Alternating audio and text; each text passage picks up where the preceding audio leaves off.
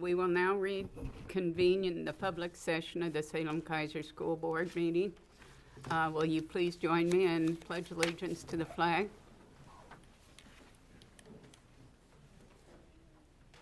I pledge allegiance to the flag of the United States of America and to the republic for which it stands, one nation, under God, indivisible, with liberty and justice for all.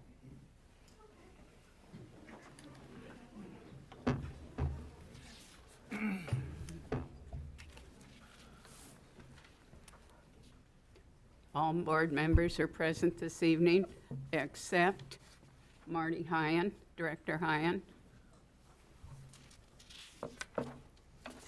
There are no agenda modifications. First item is spotlights tonight. Superintendent Perry.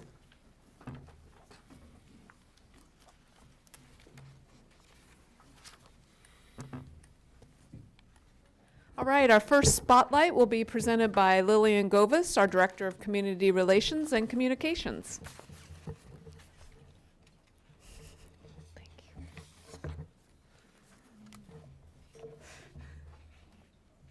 So we're super excited about this presentation, and I'm going to invite them to come forward, and it's going to be most of the room. So it's my pleasure right now to invite everyone who's here from the Indian Education Parent Advisory Committee, including students and staff and parents. Come on up and join Superintendent Perry.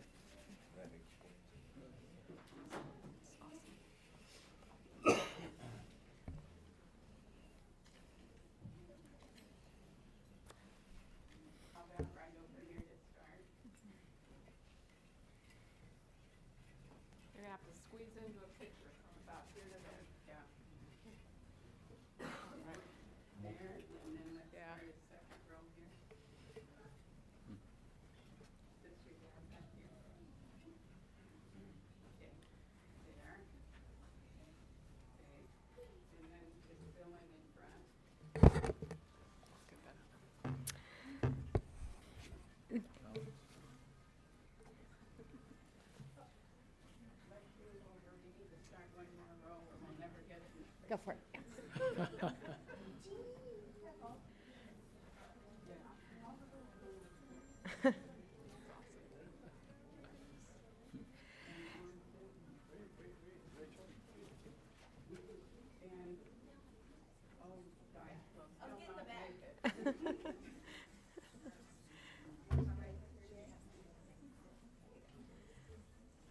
I think this is our largest crowd that we've recognized.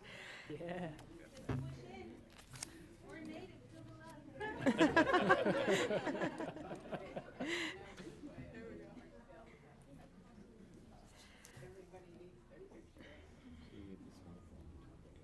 The panorama. Yeah.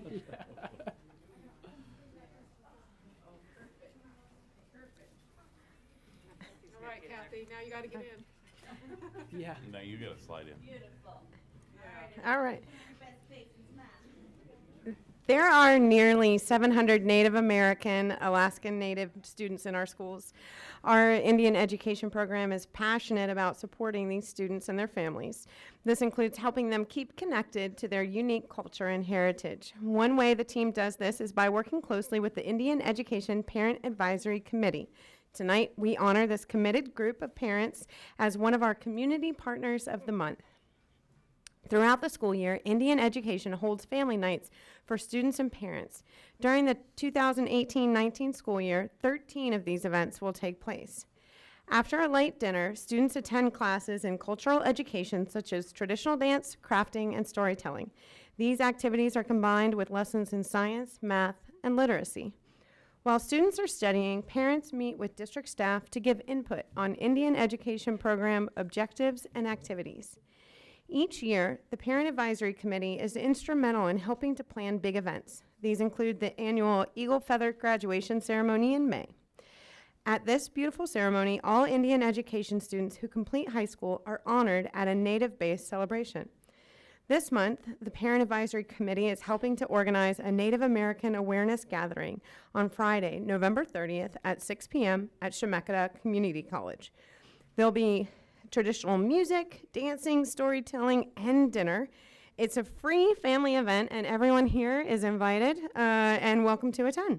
So thank you, Indian Education Parent Advisory Committee, and congratulations on being recognized as a Community Partner of the Month for November 2018. And I'm going to say that while this part is over, you are not dismissed, because we're going to bring you back for a really special proclamation in the next part of the agenda. So don't leave us.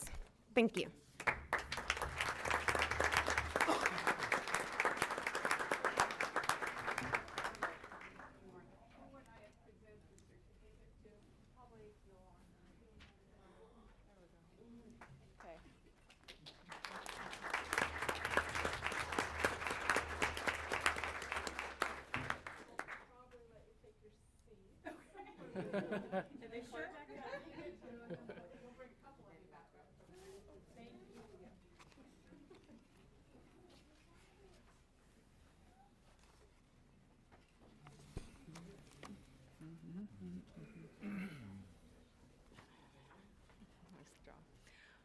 All right, our next spotlight is going to be presented by Cynthia Richardson, the Director of Equity, Access, and Advancement. Cynthia.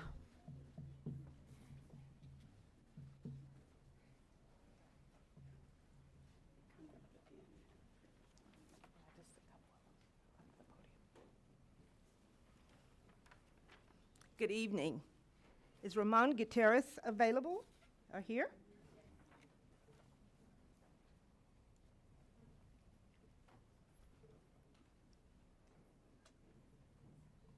I don't think so. Oh, he is. Oh, there he is. There he is. Yeah. Come on up. Ramon has worked in our migrant education program for more than 27 years. He was recently honored by the Oregon Department of Education with the Larry Tucker Lifetime Achievement Award for 2018-19. Ramon was recognized for demonstrating excellent time management skills, great communication, having a positive attitude, demonstrating initiative, and always being a leader when he is needed. Ramon brings the personal experience of being a migrant parent prior to joining Salem Keizer School District. That experience gives him the ability to relate to and to connect with the many families he serves. Ramon not only does his job recruiting families, but also assists in helping with social services. Anytime the district's migrant program comes across new migrant families that have no furniture in their homes, he pulls up with his truck to help deliver furniture to them. Along with recruiting new families, Ramon also promotes parent meetings and events. He registers students for preschools and takes notes on families' needs. Ramon not only refers families to our parents' engagement specialists, but also he follows up with those families months later to see if they need additional help. Congratulations, Ramon. We're so happy for you to receive this well-deserved recognition for the important work you do for our community. Congratulations.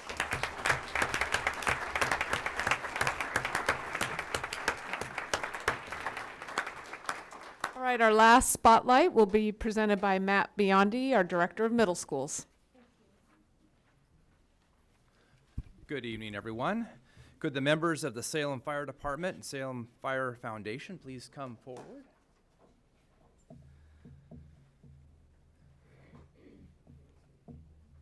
We have Fire Chief Niblock here with some of his other staff and members of the Salem Fire Foundation, it looks like, as well. Sudden cardiac arrest is one of the leading causes of preventable deaths. It can strike anyone, anywhere, anytime. This fall, more than 1,300 eighth graders in our middle schools completed hands-on only CPR and automated external defibrillator, thank you, training from the Salem Fire Department with the help of the Salem Fire Foundation. The Salem Fire Department began training our eighth graders in CPR almost 4 years ago. EMT Willie Giddings. Willie, raise your hand over there. Willie has been our point of contact and has been really responsible for how smoothly this has gone for 4 years. Thank you, Willie. He says that initially the lessons included watching a DVD, but this bored students. When trainers switched to jumping right in with hands-on training instead of having kids sit through a video, they were amazed at how engaged the middle school students became. The Salem Fire Foundation works with the Salem Fire Department by covering the costs of firefighters' time, training, materials, and equipment. It's a goal to reach 3,500 students each year and to have those students go home to train their parents and families at home. The Salem Fire Foundation needs about $50,000 a year to make this happen. And those wishing to help with this important work can contribute by visiting the foundation's website at salemfirefoundation.org. And I just, on a personal note, as a middle school director, I can't thank the fire department and foundation enough. It's been really, like we were just, Christy and I were just saying earlier, it's like you actually get a free lunch. There is no strings attached. It has been absolutely seamless and a lot of resources put towards it, so we really appreciate it. Along with learning skills that save lives, an additional benefit of this program is students often ask firefighters after the CPR training finishes about careers in EMT and firefighting. Having career goals helps students be successful in school. Thank you to the Salem Fire Department and Foundation for all the work you do to train our students in CPR, and congratulations on being recognized as Community Partners of the Month for November 2018. Thank you.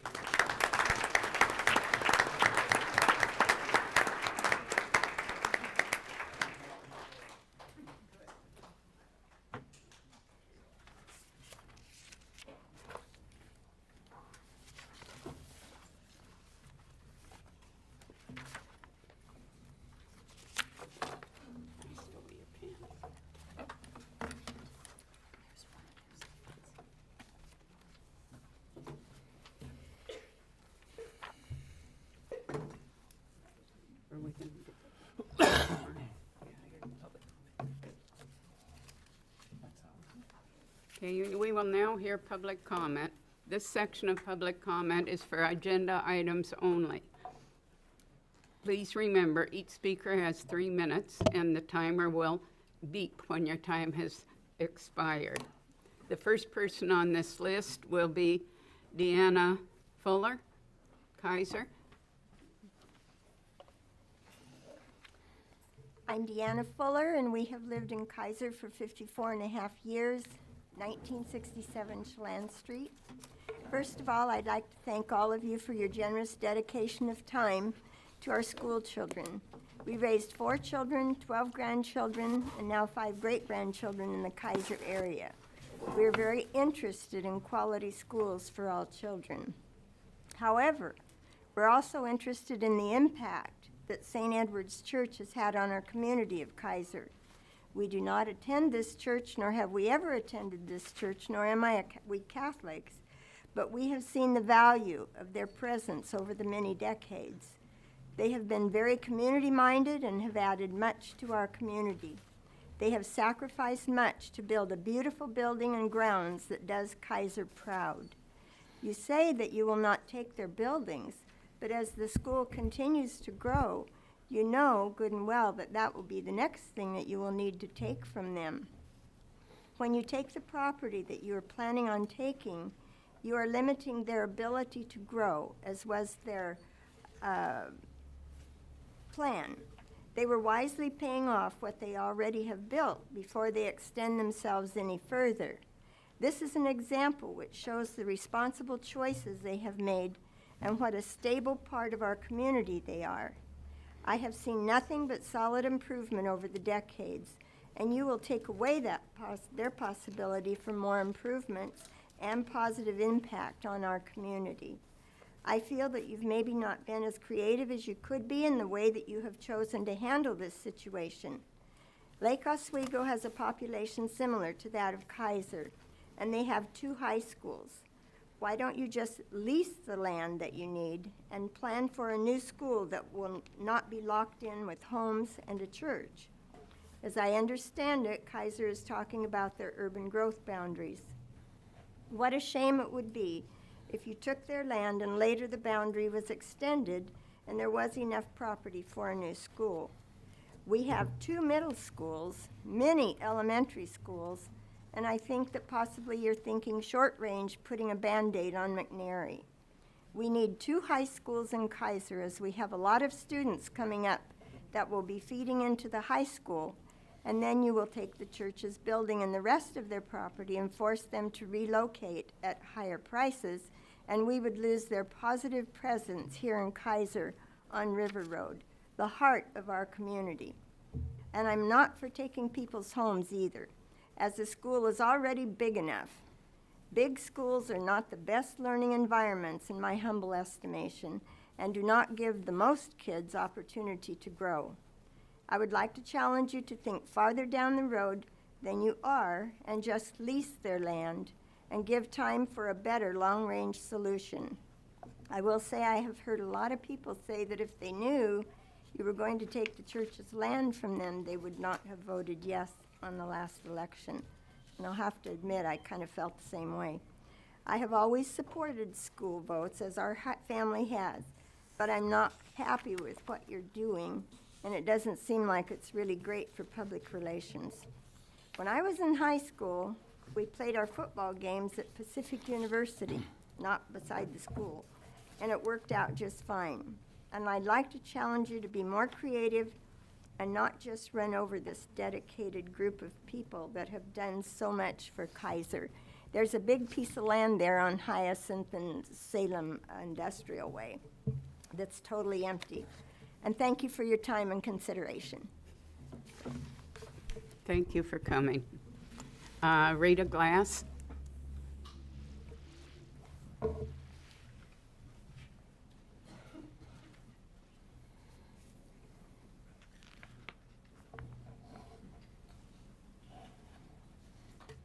Good evening, Chair Goss, Vice Chair Blasi, Superintendent Perry, and distinguished board members. I'm Rita Glass, the president of ASC-ESP for the Salem Keizer School District.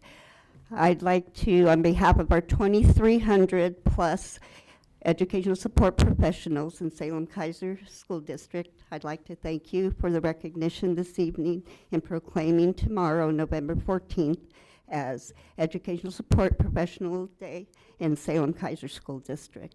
It is great that you have recognized the contributions that we bring to the district and that our members and our staff and our ESPs touch the lives daily of each and every student. The first contact with our bus drivers, the last contact with our bus drivers, and their custodians, our office folks, our IAs, and many, many more classifications of our ESP ranks to make sure that the district's goal, every student will be successful, is achieved. So I thank you on behalf of all our members for that proclamation. And I know you've done it for years, but for the first time, you have led the way, and for the first time, our governor has also proclaimed tomorrow as ESP Day for the state of Oregon. So thank you very much. Thank you, Rita.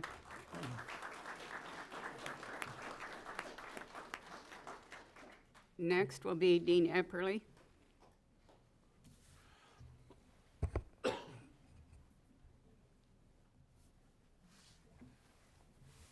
I also believe it's a great idea to honor our educational support staff. But I would really like to see it done in action and not just in words and on paper. Maybe something like a safe place to work would work. That would help. My daughter has been an instructional assistant with Salem Keizer School District for 15 years. In the last couple of years, she's been assaulted 4 times by students. Twice by an 18-year-old student, punched in the face. She just recently transferred to a new school. Her first day of school, she was hit and had a chair thrown at her.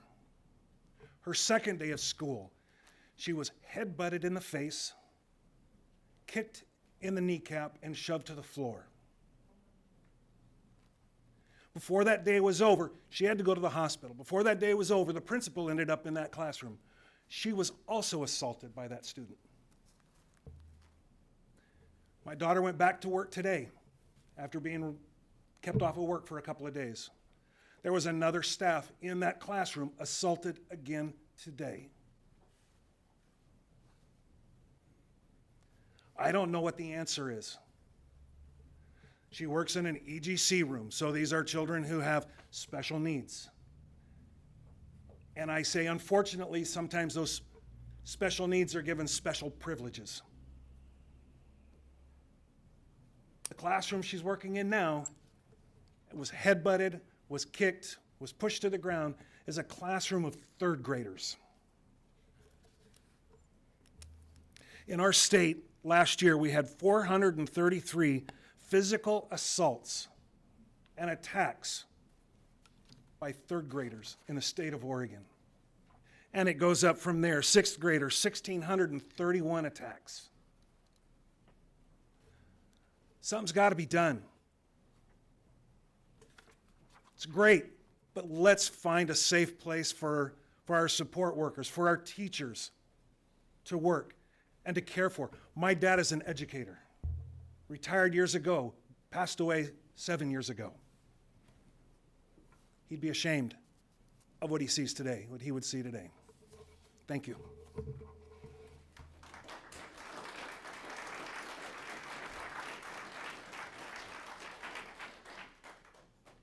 Thank you, Dean. Karen Sharosh. I might have made a mistake on the last name.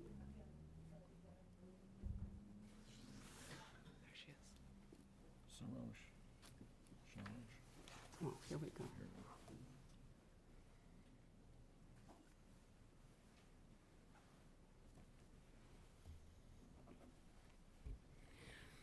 My name is Karen Sharsh, and I am a parishioner at St. Edward. Our present church was set up so that it could have a quiet and peaceful atmosphere. And we want to maintain that atmosphere. Also, one of our old church building, will need to be rebuilt in the future, and that will require, probably it will be classrooms, I don't know for a fact, but it will require extra parking. So I would urge the school board to rethink this problem. We don't want the traffic coming in there. We want to keep our peaceful atmosphere for our church. Please consider that in your final decision. Thank you, and God bless you. Thank you, Mrs. Schrosch. Next, we have Hal Smith.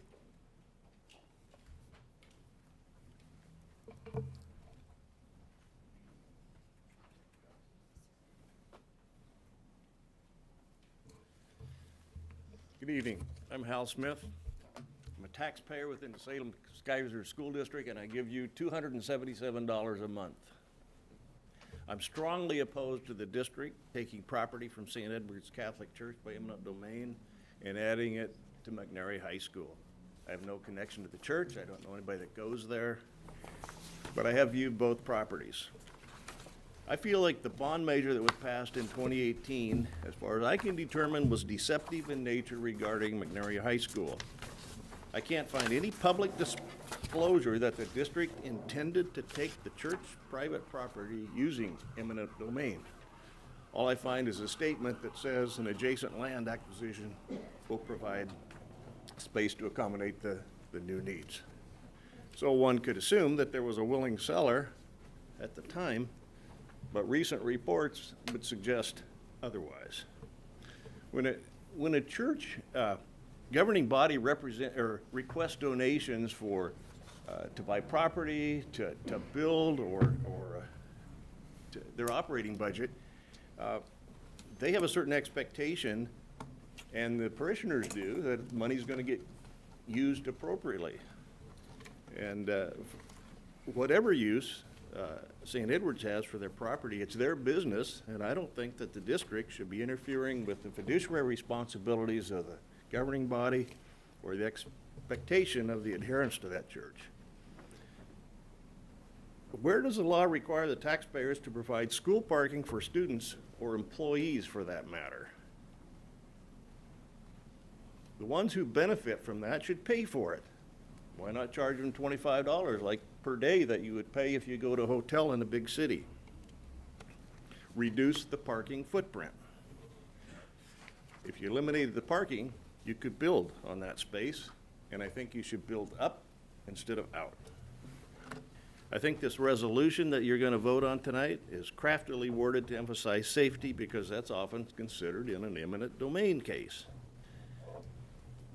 I think the existing entrance on the south side is maximized and is adequately protected for buses, cars, pedestrians, bikes, whatever. If you truly need something additional, then consider a traffic signal at the north entrance by the football field.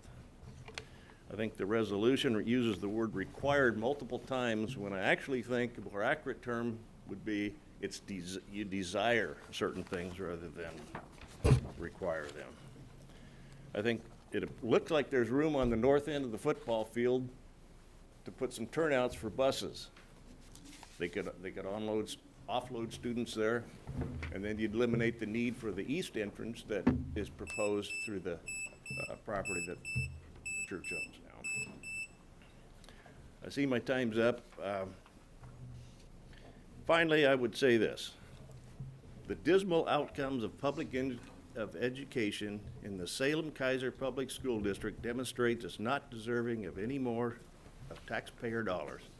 I feel you've been a poor steward of my tax dollars, and spending more will not help the mantra, it's for the kids. Show some courage and vote against this resolution.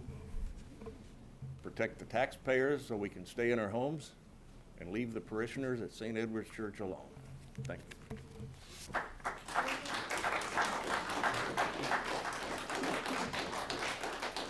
Thank you, Mr. Smith. The next person we have is Cynthia Strauss. Cynthia Strassel? I'm sorry, my apologies. I'm Cynthia Stinson. I'm really just here for the budget committee portion, so if we're testifying then I'll. Next is Debbie Epperly.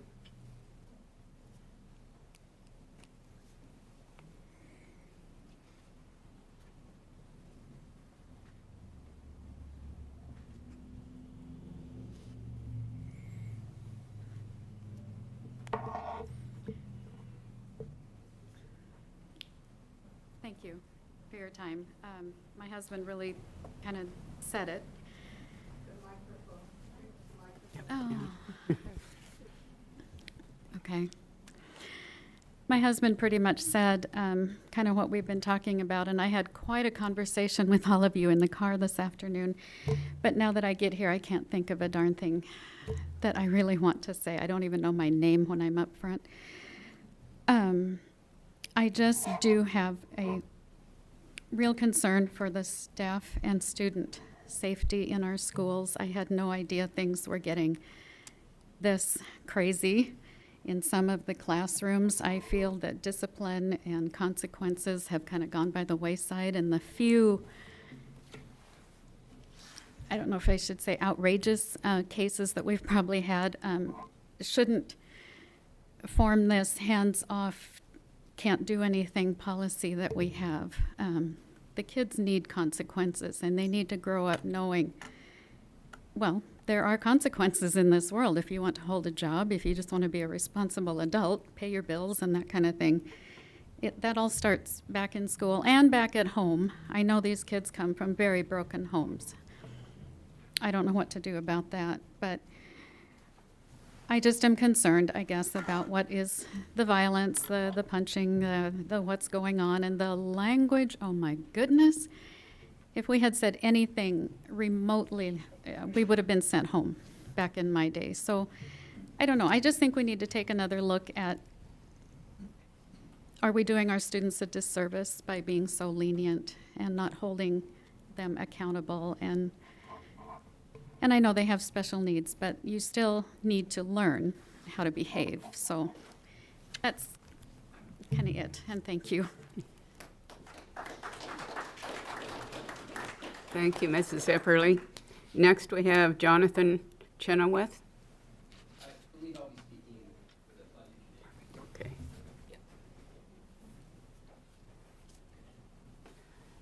The last speaker today will be Mindy.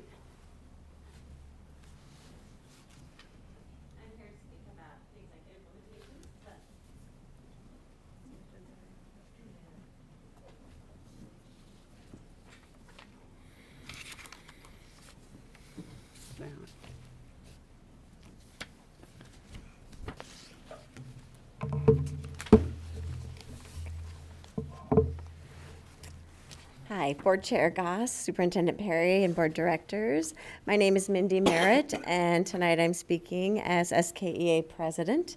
I'm here to speak tonight about Executive Limitations 6, staff evaluations. And I just wanted to touch base because since the last time, last year, when we spoke about this Executive Limitation staff evaluation, we as a joint committee have not met again about staff evaluations. And I just wanted to give that update to you because our joint committee had done a lot of really amazing work. And the last time that we left this school board, we had kind of made the agreement that we would move forward with the work that we had done jointly. There's good work being done. It's ready to move forward, and we're excited about it. But it's been sitting for over a year. We have high school librarians that have created an evaluation system that's been sitting for 2 years. We have elementary PE teachers that have an evaluation system that's not being utilized. We have evaluation systems that our employees, our members have put their time and energy into, and they're not being utilized right now. And it's discouraging. It is important that we're able to be evaluated at the work and the professionalism that we're using, that we're being able to be critiqued and grow and be treated as the professionals that we are, and evaluated against the measures that we are expecting ourselves to rise to.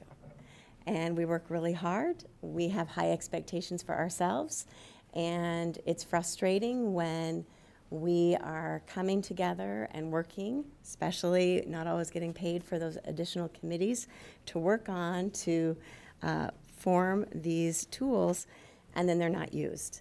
And so I just wanted to bring it to the attention that we're still waiting to be using the evaluation tool and come together.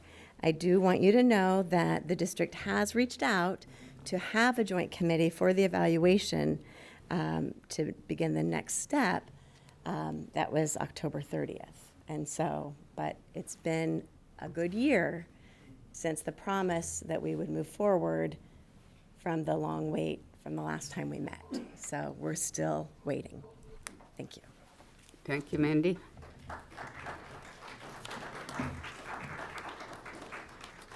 Mindy is the last person to speak on items in the agenda, and we're going to move on to action items. For those that spoke today, I want to assure you you were heard, and I appreciate your time and effort.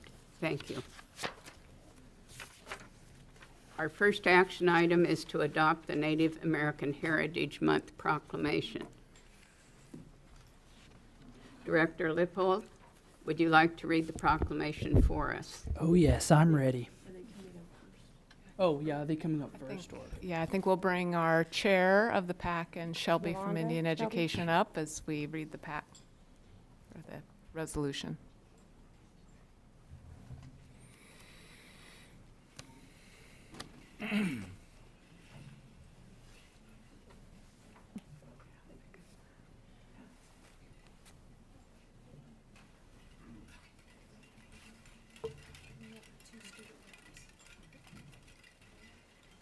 And they have 2 student reps here who are going to help receive that. So you guys, students come to the front. There you go. You're more important.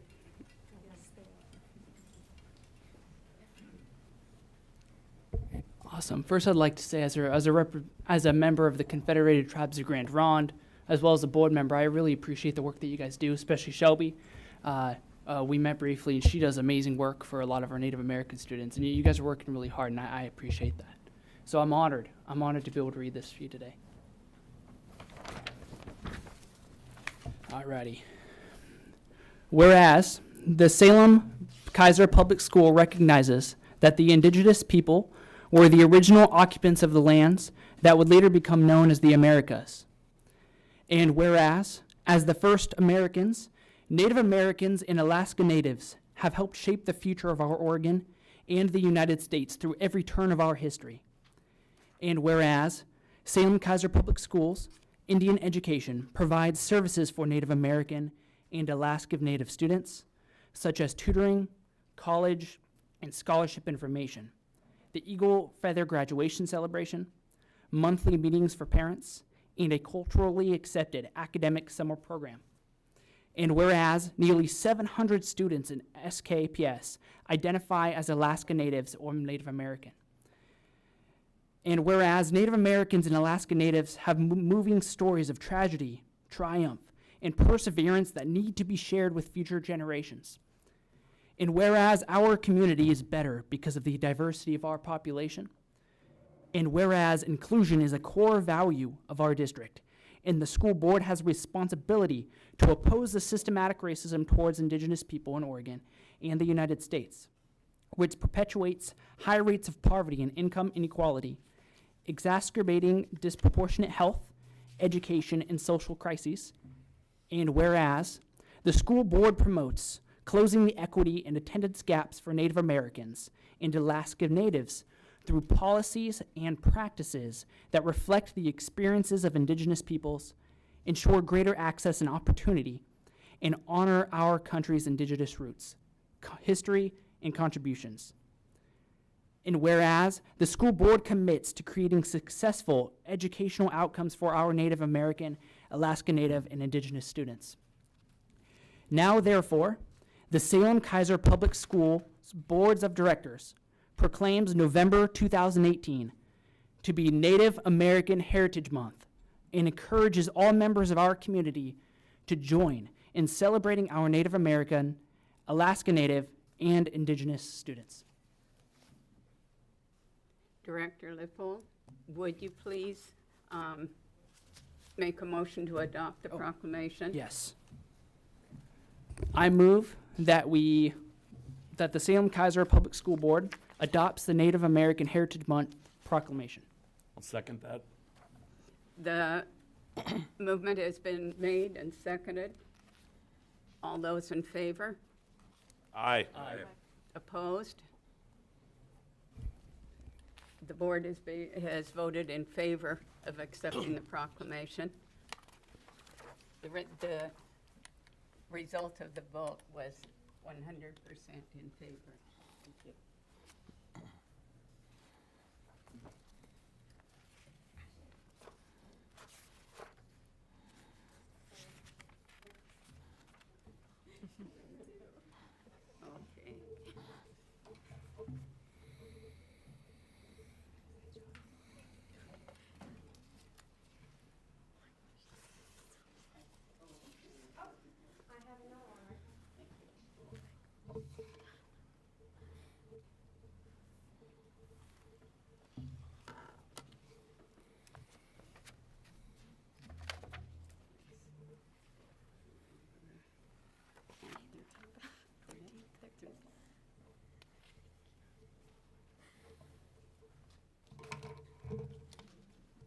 I present you proudly with this proclamation, and I appreciate all you've done as well. Thank you both very much.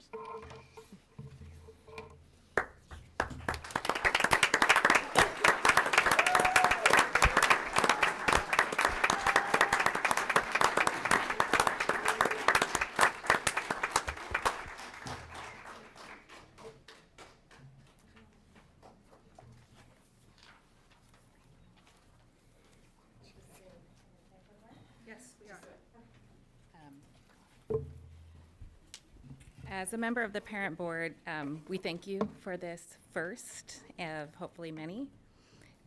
And we know it was announced earlier, but however, as the board, we want to formally invite you members of the board to the Native American gathering, which again is a first, and we hope to see you all there. So I'm going to give these to each, to the secretary to share with all of you, and we hope to see you there.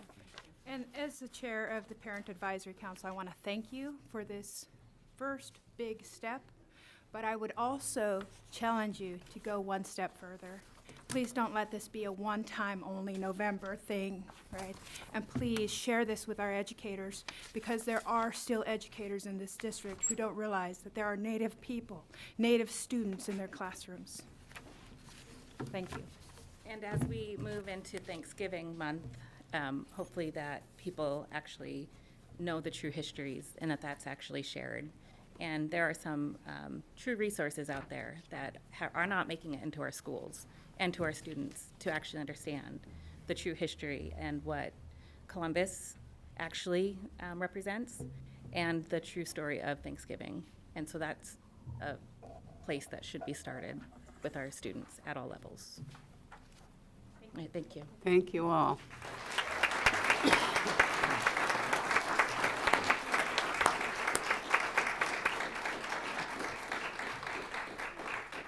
Our next proclamation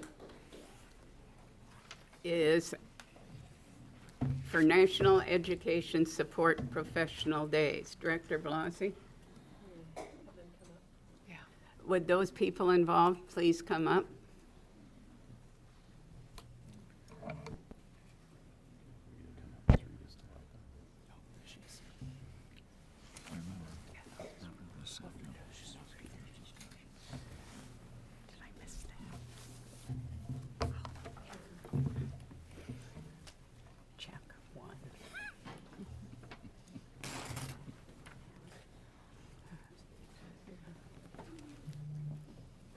So whereas public schools are the backbone of our republic, providing young people with the tools they need to maintain our nation's precious values of freedom, civility, and equity.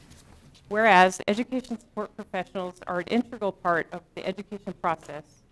And whereas education support professionals manage offices, provide custodial and maintenance services, prepare healthy meals for our students, provide health and student services, keep our schools safe, drive our buses, and support our student and classrooms as instructional assistants. And whereas education support professionals provide a safe and healthy learning environment for students. And whereas more than 42,000 Salem Keizer public school students rely on education support professionals for registration, transportation, meals, health and safety. And whereas our district could not operate on any given day without educational support professionals, and whereas education support professionals work tirelessly to serve our children and communities with care and professionalism. Now, therefore, the Salem Keizer Schools Board of Directors hereby proclaims Wednesday, November 14, 2018, as National Education Support Professionals Day, and urges that we observe this day by taking time to recognize and acknowledge the importance of educational support professionals in our public schools. Director Blasi, would you like to make a motion to accept this proclamation? So I move that we adopt the resolution as just read. Thank you. Is there a second? Second. Any discussion? Mr. Green? So I just want to say I really appreciate the work that these folks do. Every time we've asked them to give up something when we've had tight budget times, they're the first group that steps forward. And I know that's tough for some of these folks, knowing what we pay them, but understanding that the work that they do is so vitally important. And I'd like to recognize the Eckersley and the issues they brought up. My daughter was an IA in this district and went through some of the exact same things, and it is something we need to take a look at. So I'd encourage the superintendent and Eric in our student services department to work on assuring that these folks have a safe work environment. But I do appreciate all the work that you and your members do, Rita. Thank you. We'll call for Director Lippold. Sure. I also just wanted to say thank you so much for the work that you do, and I mean, we couldn't do it without you, so we really appreciate it. And Also, everything Jim said, couldn't say it better than that. So thank you. Director Lee? You know, those of us who have been in schools really understand and appreciate the role of our employees in that category. I mean, it's just huge. The custodians, the bus drivers, all the IAs, they are really, in many ways, the backbone of the district, and so seldom do they get the acknowledgement and thanks that they deserve. So I think this is a nice way to do it, but I hope that they would feel that at least this board member appreciates what they do, just not tomorrow, but every day. Thank you for that. And if the education support professionals here this evening could please stand and be recognized.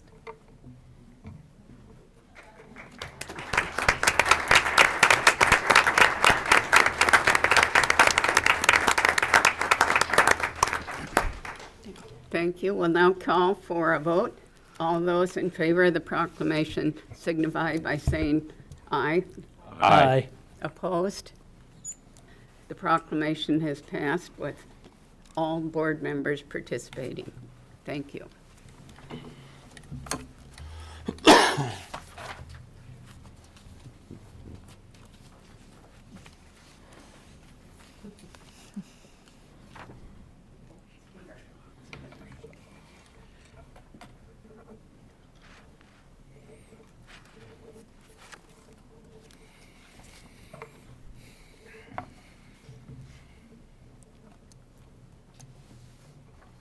Thank you so much for all you do. Thank you.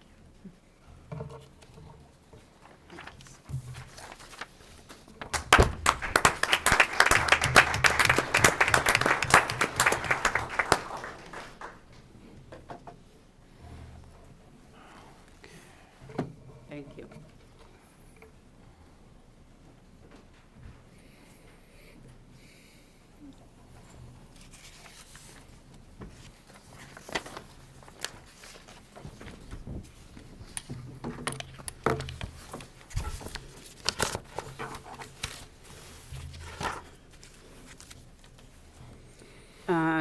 We have another action item this evening.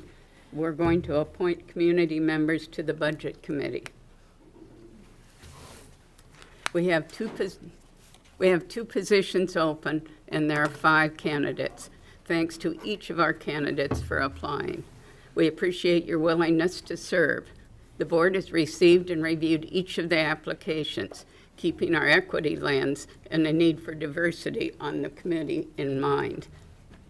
I believe 3 of the candidates, excuse me, are here with us tonight. We will hear from each one of them. They will each have 1 or 2 minutes for a brief statement. The first one will be Jonathan Chenoweth.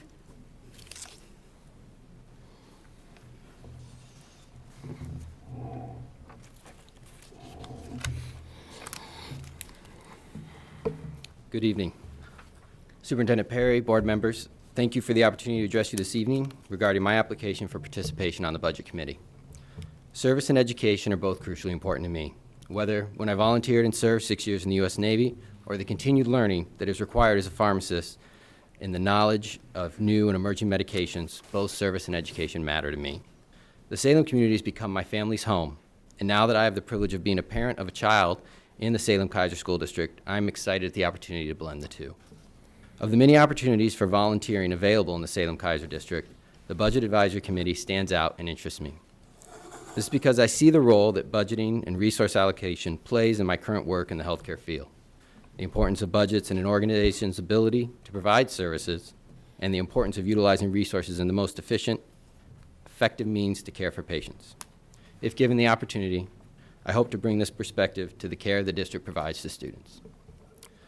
I recognize the role the budget has in improving the educational experience of all children in the Salem Keizer School District, the role budget can play in the quality of facilities, staff, and equipment.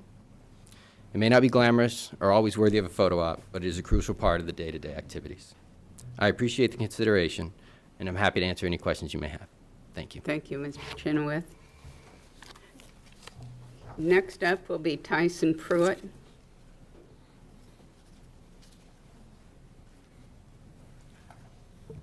Hello, thank you all very much for allowing me to come and speak with you this evening.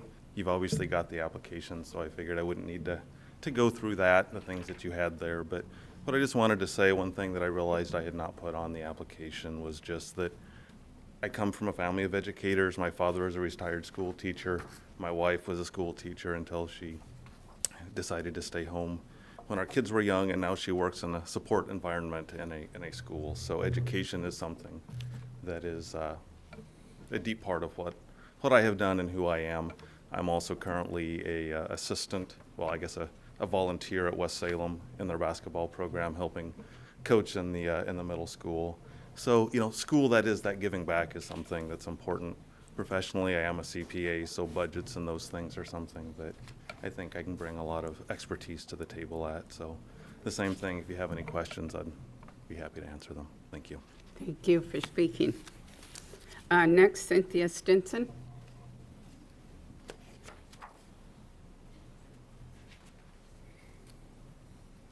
Hello, I'm Superintendent Perry, members of the board. Thank you for accepting my application for the Budget Committee. I think I summarized my reasons for wanting to be on the Budget Committee, but I just want to emphasize I have 3 children in the Salem Keizer School District, 1 elementary, 1 middle, and 1 high school. So in every area, and I also understand the special education system since my children receive services there. Also, my background is extensive in human services and victim services, including Title IX issues. And I also have dealt with state budgets, including administration of grants to nonprofits and local communities. So I feel very strongly about community involvement in the schools and also about folks with a good experience about budgets serving on the Budget Committee. So I thank you for your time and welcome your decision. Thank you very much. 2 other candidates, Robert Gebhardt and Adriana Miranda, had conflicts tonight, so they couldn't be here. They each provided written a statement, which I've asked Director Blasi to read this evening. So first up, I'm going to read Bob Gephardt's statement to us. So dear members, I appreciate your consideration of my application for a position of this very important body. I believe that my experience in both private and public sector budgeting and execution, as well as my leadership role within the Oregon state government, one of the largest employers of our state, give me a vantage point that would add value to the Salem Keizer School Budget Committee. The education of tomorrow's workforce and citizenry is a top-of-mind area of interest and attention for me and my colleagues. My desire to serve on the Budget Committee is to help ensure that investments in our students' education exhibit all evidence of good stewardship and accountability, with a keen eye on equipping students to make active and viable contributions within their communities now and in the future. Today's successful students will be tomorrow's successful and socially responsible professional, community, and civic leaders. I appreciate the consideration of the committee and welcome an opportunity to address any questions that may come up as a result of your deliberations. Thank you and best wishes in this process.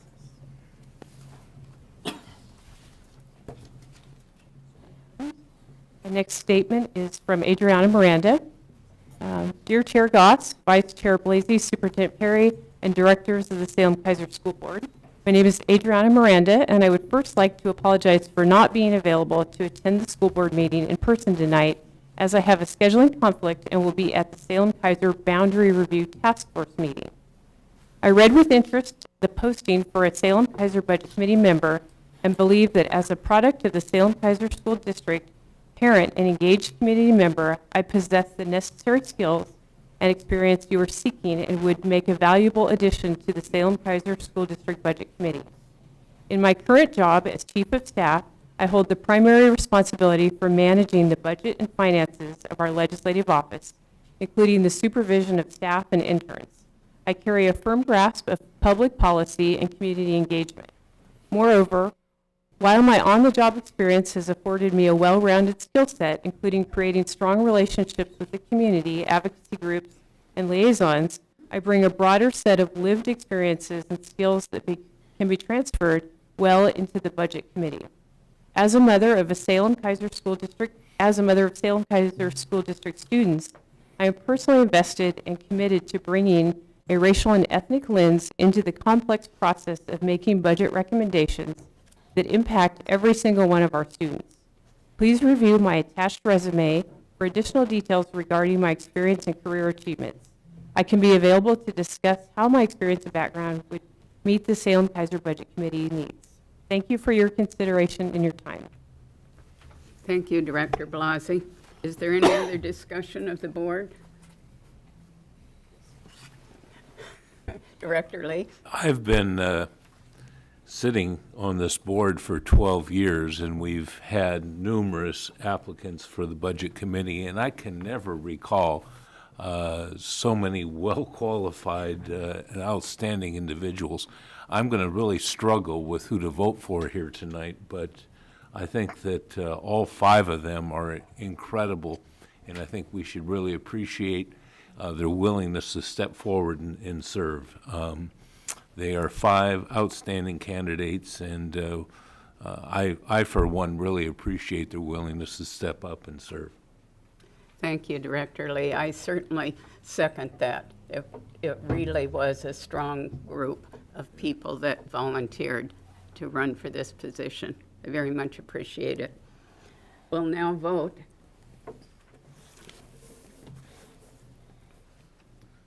All in favor, say aye. Oh, all in favor, say aye. No, I'm kidding. Not easy, hard to trick me. Alice will hand out 2 ballots, another one after we vote on this. On this first ballot, would you please vote for 2 people?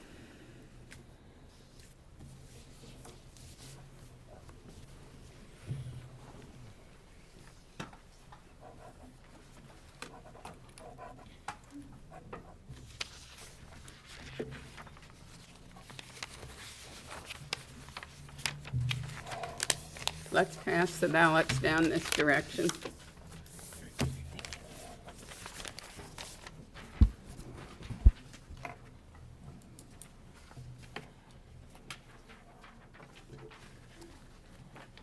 Mr. Dukopoulos is our board attorney, and he'll handle this selection. Director Green votes for Miranda and Stinson.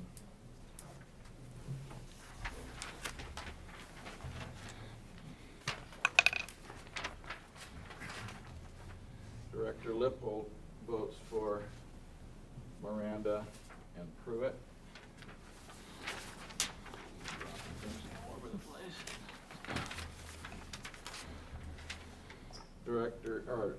Chair Goss votes for Miranda and Pruitt.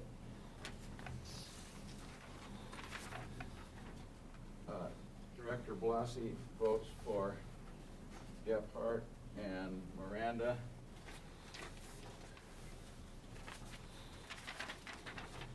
Director Lee votes for Chenoweth and Miranda.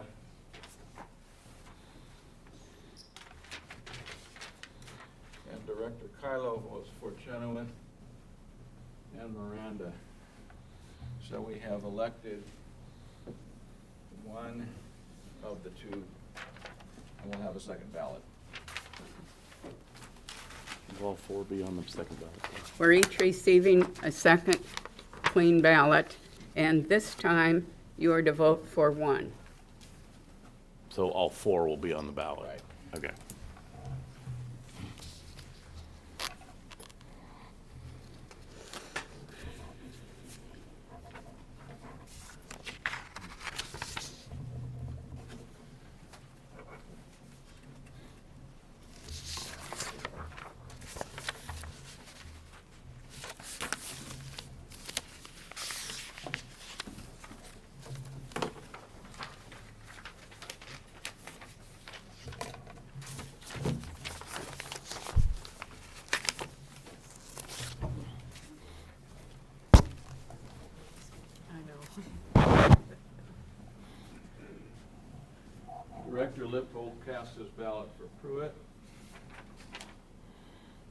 Director Green casts his ballot for Stinson.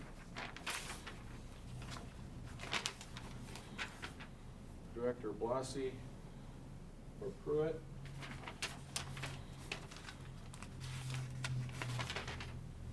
Director Lee for Stinson.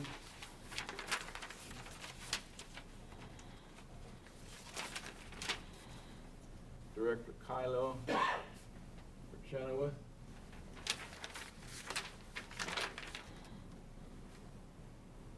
And Chairperson Goss for Pruitt. We need a third ballot. Because we don't have Anybody getting 4? we have to get 4. If you're following that, we need 4 votes for a particular person for it to be valid. I don't know, we have to, are we down to 3 or all 4 again? It's your choice. We have, Let's narrow it down to 3, just because now we have one. Nobody is voted. that what the board chair prefers, is a vote down to 3? Well, I took Adriana off and Gebhardt off. So now we have 3, Chenoweth, Pruitt, and Stinson. Vote for 1.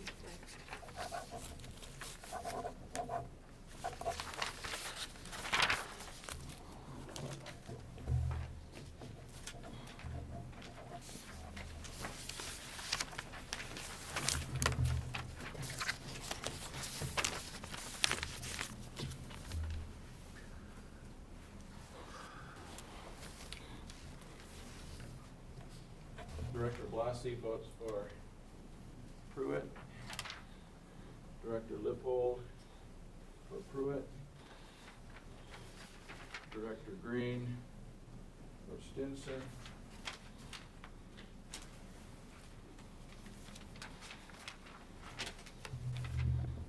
Director Goss for Pruitt.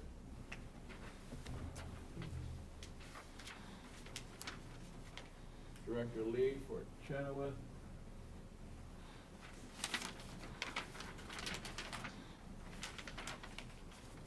Director Kylo for Stinson.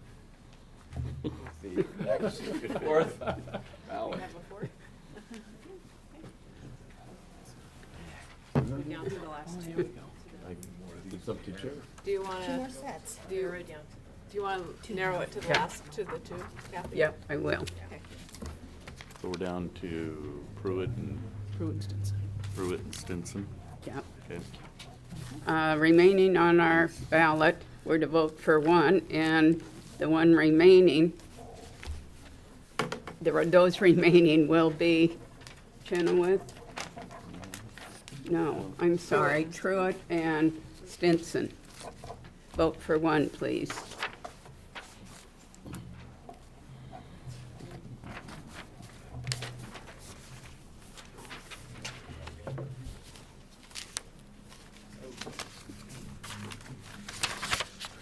Younger than the 11, you can push a door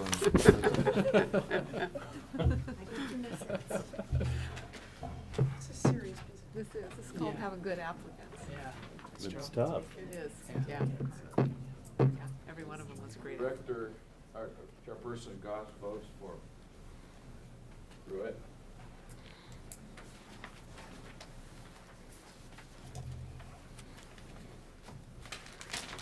Director Kylo for Stinson.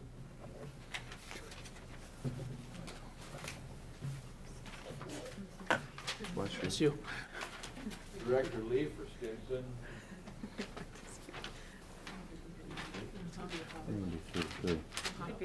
Director Lippold votes for Pruitt. Yeah, we're gonna be 3. Director Green for Stinson.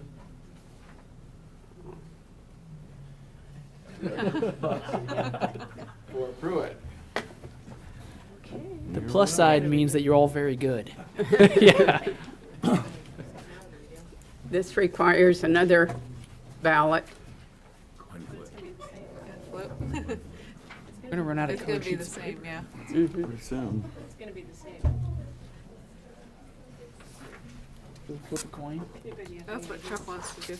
Yeah, we could flip a coin. We could. We could, yeah. Let's have paper, Cynthia scissors? Stinson and Tyson Pruitt come forward. Yeah. We're gonna have a wrestle off? We're gonna have a, Rock, paper, One in scissors? each corner, please, when the bell rings. We will be flipping a coin, which we've come to because We really are. we really are. probably will not change it. So Should have We done got rock, a paper, quarter? scissors. I don't know, coin. you have a coin? Pick a number between 1 and 50. they wanna flip a coin. Could you do rock, Flip Yeah. a coin. Yeah, we're gonna flip a coin, so none of us have a coin, which is not unusual. Yes. We can do that. man. Awesome. How you wanna do it? Wait, that's You a have a weighted coin? I do. Well, let's have, Weighted, isn't it? we'll have Mrs. Stinson, you call heads or tails. Heads.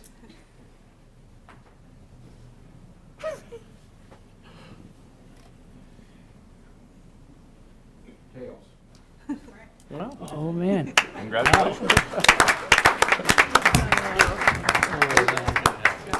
Thank you both, and it was a real pleasure to have two people volunteering to do the Budget Committee.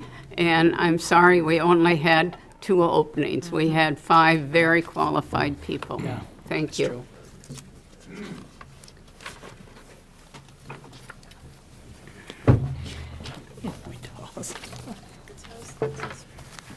Our next action item, and it's the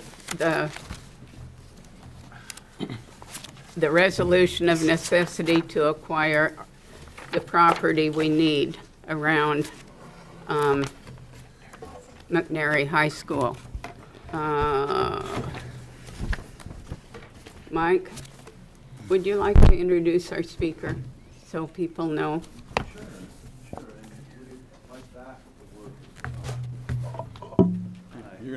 This is Kevin Schuba from GHR. He's been working on this on the board's behalf, and he'll guide you through the resolution of necessity, and I'll use the pointer and show you some of the features of the design for McNary.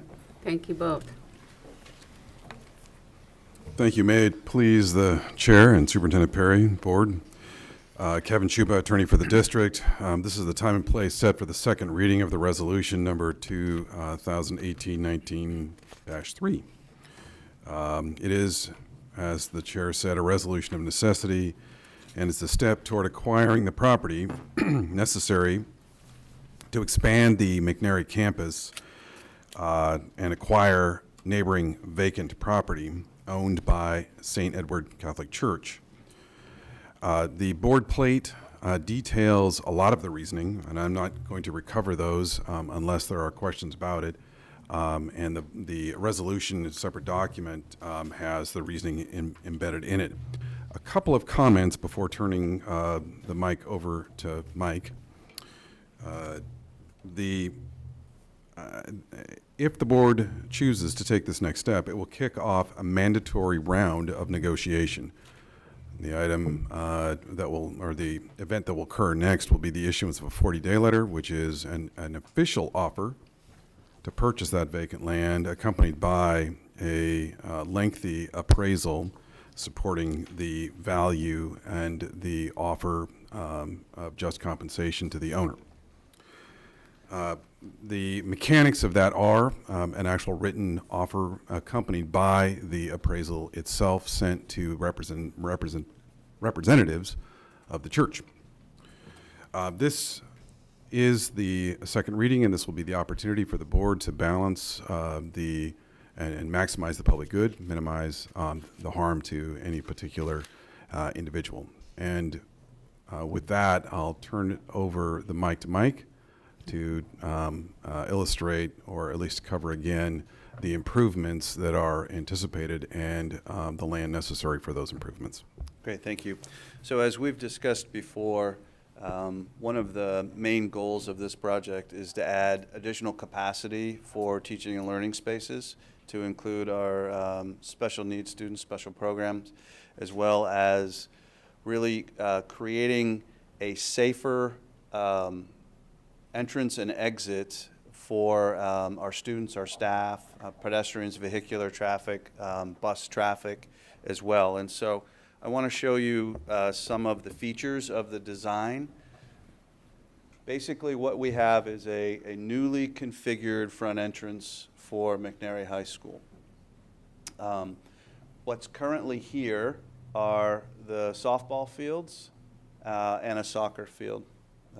They're all co-located in this area. What this design does is relocate the tennis courts from this area, because this is where the tennis courts are currently located, and because we'll have a two-story addition here, we have to relocate the tennis courts. So our plan is to do that here. And as you can see in the color coding, we have bus traffic coming in and flowing around the building. This is where the bus drop-off area will be. This is the student vehicular traffic drop-off area in through here, and this is our pedestrian area through here. What we've done is we've completely deconflicted the pedestrian, the student and parent vehicular traffic, and the bus traffic. So they are completely separated and have different circulation flows. We also have a design feature here where our special education buses will drop our students off here, completely deconflicted from the front entrance, and will egress in a one-way street out to Claggett Court to a signalized intersection here on River Road. So part of the design here is, like I said, to completely deconflict all of the traffic, whether it's pedestrian, vehicular, student, parent, and also bus traffic. We also, though, then, because we're displacing the tennis courts and also parking in this area, we have additional parking built in, which is something that our community has told us they're very interested in, with this in particular at this site. And so because we are displacing our softball and soccer fields, we have a design to relocate them on this property, the subject property here. We also have the egress route, which will be a one-way out. There won't be two-way traffic in. So really what we've been able to do is deconflict the flow of traffic coming in this way, the flow of traffic coming in from this direction, and completely deconflict the bus with pedestrian traffic. Chair Goss, may I address the board again? Yes, please.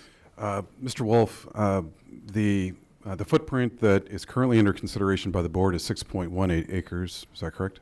That is correct. And are there any buildings or other improvements that are on that property that the board is considering? This is the subject area that you're referring to, and this is vacant land. It's a vacant lot. And originally, as conceptualized, the amount of property was somewhat larger?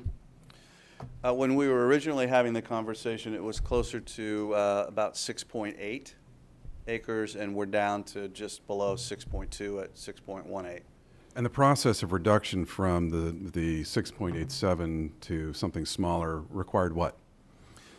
Well, it required us to take a hard look at our existing site, and the original plan was to include a little bit more land up through here, but also the tennis courts in this facility.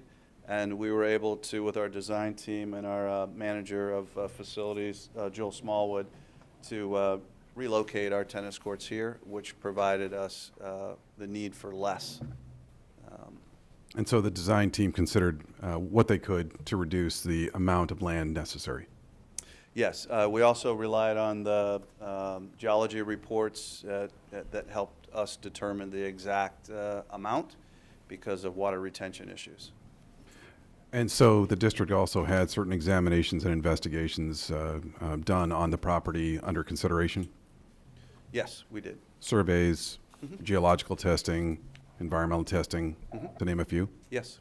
Okay. One last comment, if I may, Chair Goss. The 40-day letter that I mentioned in my opening is the opportunity, so-called, because it allows for 40 days worth of negotiation between the district and the owner, and it no doubt will engender a response. The purpose of that time period is to encourage condemning authorities and owners to try to collaborate to avoid litigation, and that's exactly what we'll do if the board decides to move forward with a resolution of necessity. Thank you. Is there any discussion from the board? Director Lee? You know, this is a very difficult decision for me. Since I came to Salem, I've been a member of St. Edward's Parish, and so I can understand the issues that the parish probably has with giving up land that they don't want to sell, to limiting their future as far as being able to expand, the financial issues that are involved. So I struggle with that. Also, as a member of the school board representing Keizer, and I think all of us know tongue-in-cheek, for many times I've tried to change the name to the Keizer Salem School District, but that's not the issue tonight. But I am a true blue board member. I have raised, as the liaison to the Political Action Committee from the board, I've raised probably over $200,000 in the past two bond measures to pass these things. So I'm dedicated to the role of the school district in this, but I'm also a member of St. Edward's. And so therefore, it's basically not your typical conflict of interest, but to me it's a moral conflict of interest. So I'm going to abstain from this. But I want the board to understand, and the district and St. Edward's, that whatever the board decides, I'm going to leave it up to my colleagues, and I will be supportive either way. But I'm going to be abstaining from this decision. Thank you, Director Lee. Director Green, would you be willing to read the resolution for us? Yes, Madam Chair. Resolution number 2018-19-3, the resolution of necessity to acquire real property. Whereas the Salem Keizer School District 24J is a municipal corporation and is authorized pursuant to statute to condemn real property under ORS 332.182 and ORS Chapter 35, and whereas ORS 35.235 requires the school district to declare the necessity of acquiring real property prior to the commencement of a condemnation action. And whereas the Salem Keizer School District operates McNary High School in Keizer, Oregon, contiguous with the property under consideration. And whereas additions to the existing school buildings at McNary High School are required to meet the projected enrollment increases to a total of approximately 2,200 students. And whereas these additions to existing school buildings require additional property due displacement, existing parking, and outdoor sports areas. And whereas the existing ingress and egress at McNary High School has created dangerous and inefficient conflicts between bus traffic, automobile traffic, students on bicycles, and student pedestrians. And whereas there is a need to create a safer and more efficient traffic circulation pattern at McNary High School. And whereas the existing site currently owned by the Salem Keizer School District and operated as McNary High School is fully developed. And whereas additional land will be required to achieve the goals set out above. And whereas the Salem Keizer School District has a present need for additional land for use in the operation of McNary High School. It is hereby resolved that the Salem Keizer School District Board of Directors declares that it is necessary to acquire the 6.18 acres of real property located within the tax lot 4000 on map 063W35CC as selected by the board chair, and more precisely described as a tract of land situated in the northeast 1/4 of Section 34 and the southwest 1/4 of Section 35, Township 6 South, Range 3 West of the Willamette Meridian in the city of Keizer, Marion County, Oregon, more particularly described as follows, which is a rather lengthy description of metes and bounds, which is not required to be read into the record, but it would be included in the official resolution if adopted by the board. Because Salem Keizer School District has a present need for additional land for use in the operation of McNary High School, the acquisition of the above-described 6.18 acres of property is necessary for the purposes of enlarging the campus of McNary High School in Keizer, Oregon. Salem Keizer School District 24J Board of Directors, signed by Kathy Goss, Chairperson, dated this 13th day of November 2018, and I would move adoption of the resolution, Madam Chair. Thank you, Director Lee. And who seconded that? Director Kylo, thank you for that. Is there any further discussion? We will now vote all those. Oh, I'm sorry, Jess. Director Lippold, I didn't see you. I just wanted to say that it's a tough decision to make, especially when we're looking at the growth of schools, because we're a really quickly growing district, right? And it's a really hard decision to make, especially when it comes to condemnation of land.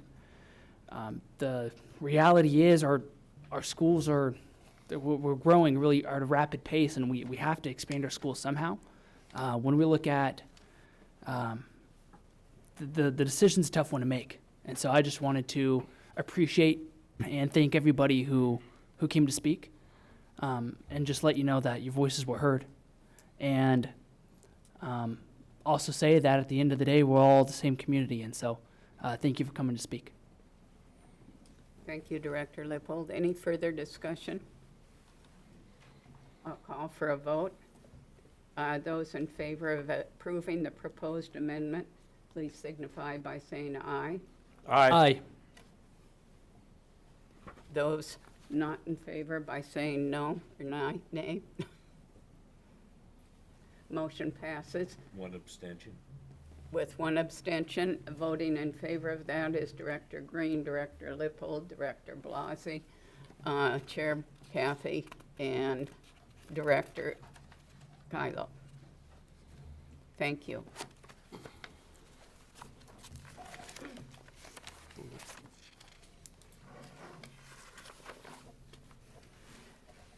We will now take a break. What time do I know that? Let's be back here by 7:30. 7:30 already?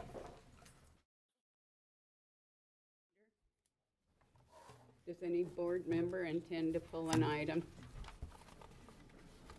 So I would like to pull the adoption and appropriation of grant budgets so that we can hear a little bit of information on, highlight some of these from the superintendent. Good. Okay, we'll proceed then with the personnel actions. I'd move adoption of the consent calendar 7B personnel actions, Madam Chair. Second. It's been adopted and seconded, adopted by Director Green and seconded by Director Kylo. Is there discussion? Seeing no more discussion, all in favor? Aye. Aye. Opposed? Motion passes unanimously. And moving on then to the item that was pulled, Director Blasey,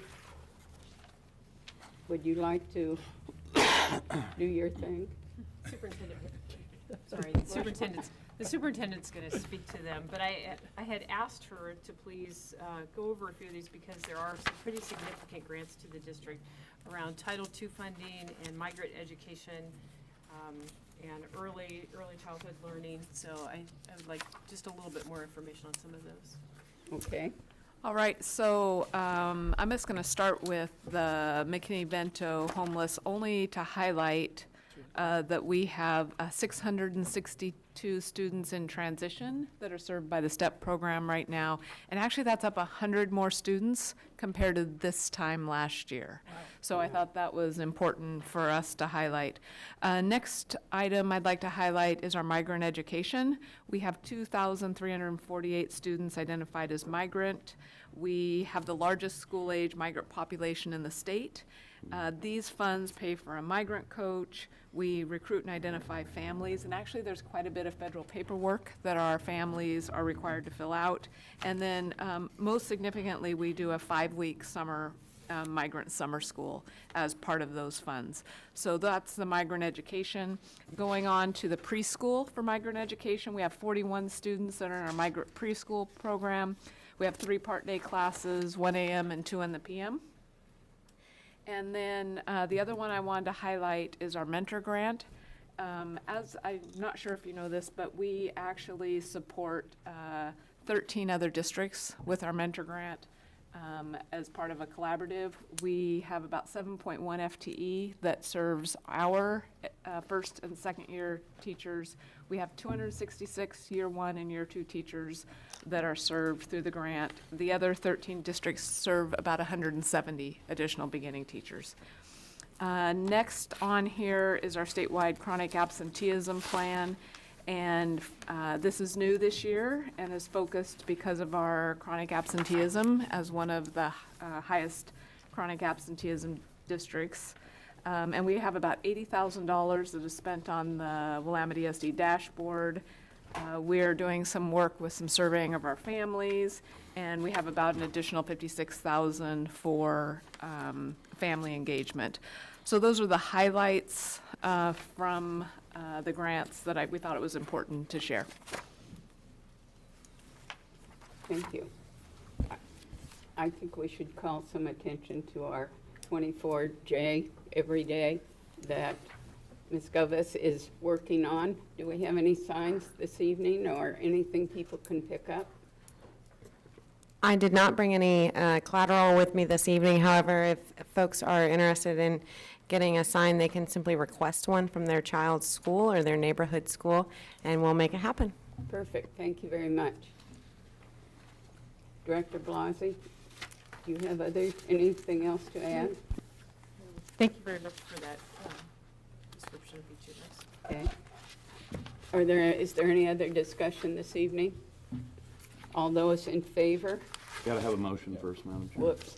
I hear So I'll Mr. move- Green making a motion. I'll move adoption of the consent calendar, agenda item 7A, acceptance of the grants. Second. All those in favor? Aye. Aye. Aye. 100, the motion passes with 100% support. And now we go on to our first reading tonight in regards to OSBA's resolution to amend its bylaws relating to composition of its board of directors. Mr. Green, Director Green. So this is a resolution that has been sent out to the membership of the Oregon School Boards Association, as you said, Madam Chair, to amend our bylaws to allow an additional voting member to sit on the Board of Directors and on the Legislative Policy Committee. The voting member would come from the Oregon School Board Members of Color Caucus, or as we call it, the caucus. They have had an ex officio non-voting seat. They've asked to be moved to a voting position. Since it does amend our bylaws, it does require a vote. And as you can see from the resolution that was sent out, their core value is to promote quality education for all students with an emphasis on the unique needs of students of color. Currently, the caucus has adopted bylaws. The School Boards Association has budgeted about $40,000 for the work of the caucus for this year. And they had their meeting this weekend in conjunction with the convention, and Director Lippold, I know, attended that meeting. Currently, they're allowing self-identification to be a member of the caucus. So you have members who are members of a tribe, one of either the 9 federally recognized here in Oregon or another federally recognized tribe, a Latinx, or a member of color, a community of color. And how many folks were at the meeting? At that meeting, we had about, I would say about 20, 25. But And- I know there's a lot more members. It's just those are the people who could make that meeting. At the summer meeting a couple of years ago where they formed, I think there was over 60 people Yeah. that 60 school board members that attended and helped establish the caucus.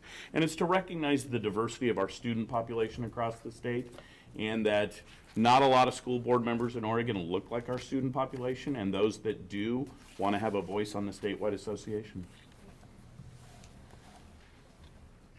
Are there any questions, discussion? Thank you, Director. Director Lippold.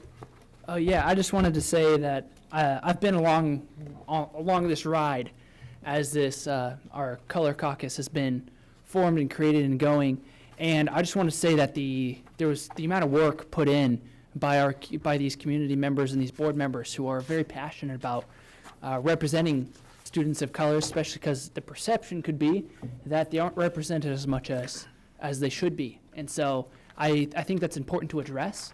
And I would urge my fellow board members, when it comes up to the vote, to be in favor of this. Thank you. We do have another resolution from OSBA. Director Lippold, are you going to handle that? Yes. All right, so I serve on the OSBA's Legislative Policy Committee. And on there, basically, we help set policies and priorities for OSBA. We recommend them, and then we approve those. Just the main directions of this are revenue reform. That was the big key thing. We wanted more dollars for schools, obviously, just because there's not a lack of funds there. And for the dollars that they say are going to go for school, making sure they actually go to kids. That was a big thing we talked about. The second would be cost containment, making sure that we have local control for collective bargaining. That was a high talking point there, as well as making sure that we don't have unfunded mandates. That was a really big one that a lot of people were passionate about, making sure they don't pass things, forcing us to do more work and forcing our teachers to go do more work without paying them to do it. That was another big one that we talked about as well. So, are there any questions to Director Lippold? Seeing none, we'll move on to reports, and that comes before Superintendent Perry.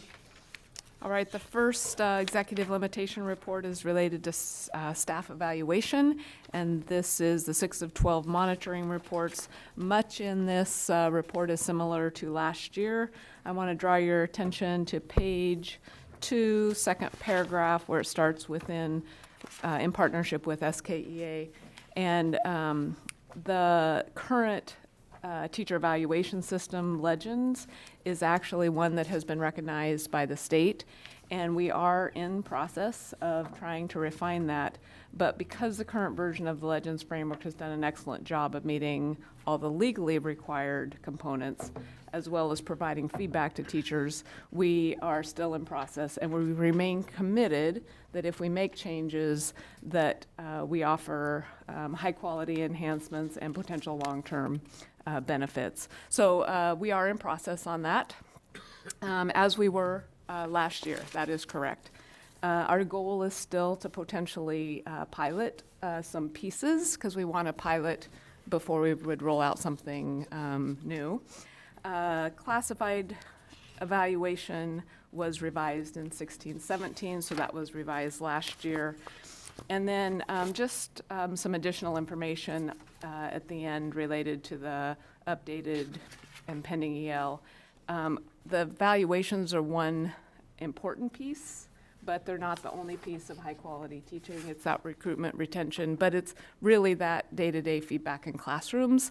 And the more we can have teachers that engage in that, even outside of the evaluation process, we know that that's good. And I know we share the same goals of having more time and coaching for our teachers.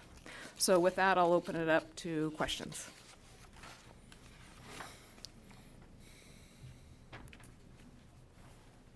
Is there any questions? Okay, we'll move on then to the Boundary Review Task Force.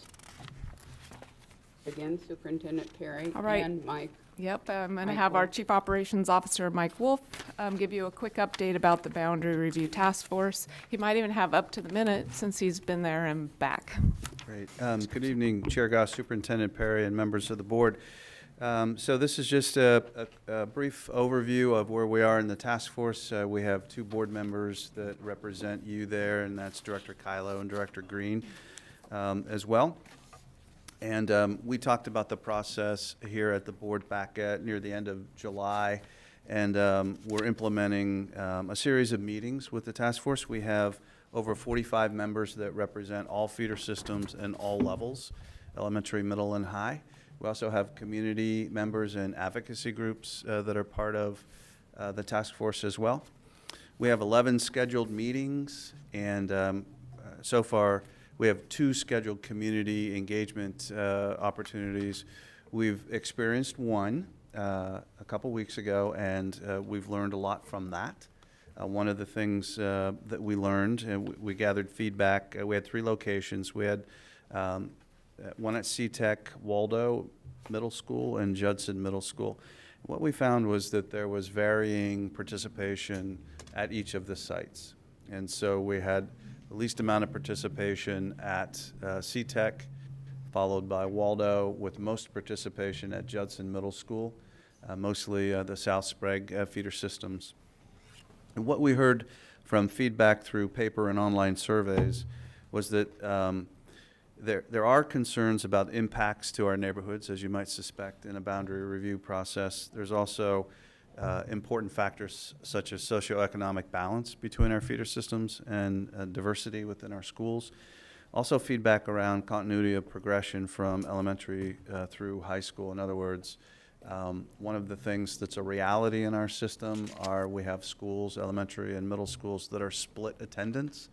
So you have one elementary school that may have 30 or 40% of its students go to different middle schools, or they'll go from middle schools to different high schools. And so that's really important for us to hear as a task force. As Superintendent Perry said, they're meeting right now, going over feedback and continuing to work on recommendations. And every recommendation is a consensus process. So every change that the task force approves changes their proposal. And so we number them. They're on task force proposal number 2. And based on the progress that they make tonight, there may be a number 3. And we wanted to be very careful. We had our second community engagement meeting scheduled as a placeholder for November 20th. That's problematic for a number of reasons, not the least of which it's conference week. And we heard feedback across the board that was not the best opportunity to engage the public.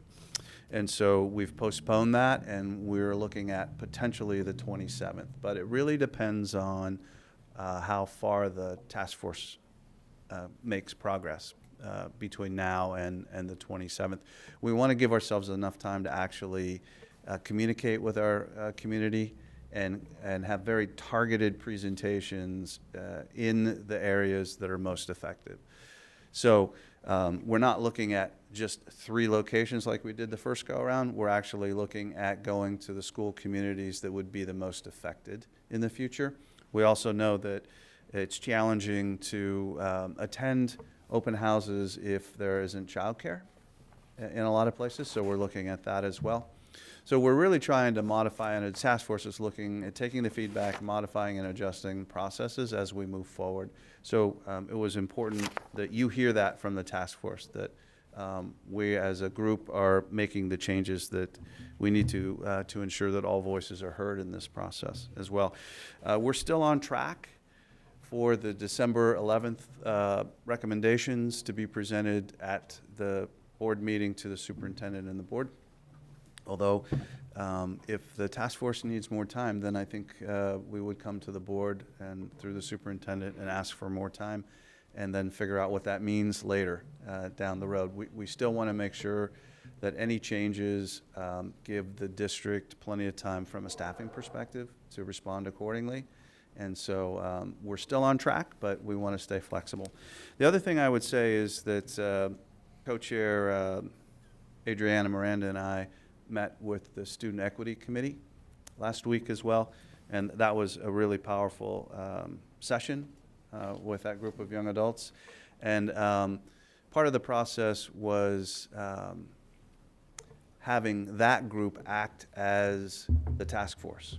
So in other words, we put them in the role of being the task force members, brief them up just like we did the task force, and then ask them what are the most important things that you would want to consider during this boundary review process, which in turn we shared with the task force tonight. And some of the things, I'll just give you a quick highlight. School diversity is really important to our students. And so is minimizing the splits, even though we realize the schools that split, even though we realize that that's a way of life. There really isn't any other way to get around that. We can certainly work hard to mitigate and minimize that experience. They were very, very focused on making sure that the district provides equitable access to programs across the district. So in their words, there shouldn't be just one feeder system where you go to receive certain program services or have educational opportunities available in one feeder system but not another. They were also very insightful around needing more affordable housing throughout the community, and not just in the areas that are scheduled for affordable housing, but throughout the community, from West to Sprague to McNary areas as well. We're also very, very cognizant of the fact that we are a center for refugee relocation, and that it's important that the district responds accordingly. And we have certain sites in the district for welcoming centers, but their suggestion was that we consider more. So in every feeder system, we have those sites. They also asked for better food as well, but that has nothing to do with the boundary process. So with that, I'd entertain any questions. Questions? Director Blasey? So I don't have a question, but I did want to acknowledge and say thank you. Director Green and I were at that South Sprague meeting with what seemed like several hundred concerned citizens, and I really, really appreciate, because we heard a lot of the feedback, and I appreciate that that was taken back to the task force, and they're taking another look, and they're looking at the concerns raised, and I appreciate the inclusion of the specific schools that would be impacted potentially. So thank you for, and I agree, if it takes a little longer, it's the right thing to do, to take a little longer. Thank you. Great. Thank you. Other comments, questions? Superintendent, you have the next. Yeah, our next report is on the Community Bond Oversight Committee. That's also a Mike Wolf report and will be very brief, but we did want to highlight we have had a meeting. So. Yes, we have. We have had a meeting. It was a great meeting, and Director Lippold was there as well as Director Hyen representing the board. One of the things I'd just like to call out, you see the overview there. It just basically reiterates the charge for the CBOC. I would like to call out the co-chair arrangement that we have. Lisa Harnish, Nancy McMorris-Oddix, and Mark Shipman talk about continuity and leadership from the very beginning of the process. I don't think we could have set it up any better as a district. Those three individuals really understand what went into the bond, the conversations around equity that went into determining, well, just like we were talking about the McNary enhancements as opposed to a new high school. The investment in our 6 existing high schools and other schools as well really was an equity focus before the board had adopted the equity lens. And so I just wanted to call that out. And you can see from the meeting report, we covered basically getting that group up to speed as if they had no background on how we got to where we are with the bond, and then the finances associated with moving forward, including the $65 million in premiums that we received, and how we're programming all of the funding and the schedules of the projects. So we are on track to deliver our first 5. And that's not to say that there aren't challenges with some of the sites, but we have nothing to report other than we're still on schedule. Thank you, Mr. Wolf. Any other questions? Okay, to the superintendent, we have another very important report. One of the things you asked for a couple weeks ago was an overview of our suicide prevention strategies. So I thought this was a great chance to invite John Vandriel, because we have been doing some work in that area. And it may cause more questions. We may cause you to ask for more information, but we'll let him get started tonight with this. Thanks, John, for being here and waiting us out. No problem. Good evening, Chair Goss, Vice Chair Blasey, Superintendent Perry, members of the board. Thank you for this opportunity to address a very difficult but extremely important topic, one that has had considerable impact on our community, as you know. Salem Keizer School District has had a suicide risk assessment system for over 30 years. However, it has only been revised twice, and that is somewhat due to lack of budgeted FTE for the program. So the program was supervised by the program assistant for the counseling department, but there was only enough time for that position to basically train counselors and manage the system. And that was until recently, where we moved it to Safety and Risk Management Services along with the threat response system. So it's now housed with the threat response system, and I've presented that system to you, I think, last spring. That's threat assessment, sexual misconduct assessment, and fire setter assessment. So it is now housed in there. Since that time, we've strengthened and revisited our relationships with our community mental health partners, continuing to do so. We've been collaborating with them to increase support for students with suicidal ideation. We've revised our threat assessment, our risk assessment questions, so they are aligned with leading practice nationally, and we have aligned the entire suicide risk assessment so that it is within the same systemic flow as the threat response system. But most importantly, we have added an FTE. We've added a full-time social worker lead who is now making the necessary revisions within the protocol questions and supervising the fidelity of the program, streamlining the referral process, doing the follow-up, building relationships with community partners, tracking referrals, supporting our counselors, doing follow-up on intervention strategies with students at risk. She is currently beginning a community outreach system or program, which I'll tell you about, and she will be coordinating our prevention program called QPR, which stands for Question, Persuade, and Refer. And that is a training that we can push out not only to teachers and students and other staff, but also the community.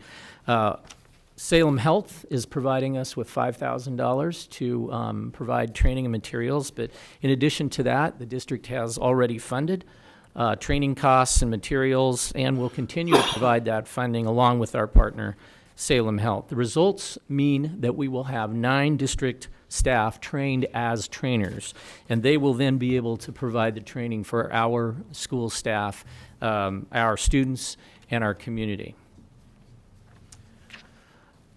Now, when we do this, it's going to increase our public awareness of risk factors, which is going to increase our referrals. It already has. So I just want to give you a quick snapshot of what that suicide risk assessment process looks like. If a student we have a concern about a student, then a level 1 is initiated, and that means that either a counselor or an administrator conducts a student interview, contacts parents to inform them of the concern, gather information from the parents, also gather information from staff, teachers, instructional assistants, other students who are reporting regarding the situation. And they determine as a team, the counselor, the administrator, SRO, and parent, determine as a team the level of risk. And if needed, that case can be referred to what we call a level 2, okay? A level 2 is a mental health provider who conducts further assessment, develops an intervention plan. Sometimes that means immediate intervention or lodging a student within a treatment program. Then through that bridge of our lead social worker, the intervention plan is shared with parents. It's built out within the school so that the student has all of the supports he or she needs. Then there's ongoing follow-up till that case is resolved. Again, that is done through the added resources and the collaborative efforts that we've been able to establish with our mental health partners. How many of these have we been doing? Since February, when we started keeping data, February of 2018, up until the end of October, we did 528 level 1 assessments during school hours, 528. That is approximately 4 to 5 level 1 assessments per school day. So not per school, but per school day. We're doing 4 to 5 level 1 suicide risk assessments. Of those 4 or 5, approximately one is referred for level 2. So 1 level 2 a day by our partners in mental health. That's a lot of prevention work, folks, done by our own staff and our community. Within the last year, we have both improved our relationships with community mental health partners, and we've built new ones. The folks that are assisting us in these level 2s are Marion County Children's Behavioral Health and Polk County Mental Health. They provide those depending on which side of the river the referral comes from. Salem Health is supporting us with dollars for training and outreach. We also have collaborative relationships with the Mid-Valley Suicide Prevention Coalition, the Mental Health Promotion and Suicide Prevention Coalition, and the Adolescent Mental Health Steering Committee. All of these partners are supporting the district through collaborative planning and problem solving focused on suicide prevention, as well as community outreach. Community outreach looks like this. We're going to be, as a district, conducting listening sessions in each of our high school attendance area. Again, Salem Health is adding $500 per session to provide food and child care. These will occur between December and May of 2019. The sessions are going to include a panel of mental health experts, professionals, some of them noted on my previous slides, and will be facilitated by Dr. Robert Wolf. He is a psychiatrist who has done extensive work with at-risk populations, people in crisis. The sessions are designed to hear the concerns of the community and also address the questions within the community. Now, further focus groups within the listening sessions will also be provided, and those will address the community needs, perceptions, and resources. We're happy with the progress we've made so far with the community connections and our relationships with our mental health partners and our much improved assessment process over the last year. However, we still have a few hurdles. The first hurdle is that we have a very difficult information void right now. We need timelier information flow between parents and schools, and really that is only going to happen as parents learn and address the risk factors. That will be done through our listening sessions, our QPR training, and our ongoing outreach that we'll do through our partners. And hopefully that's going to decrease that void and facilitate reporting.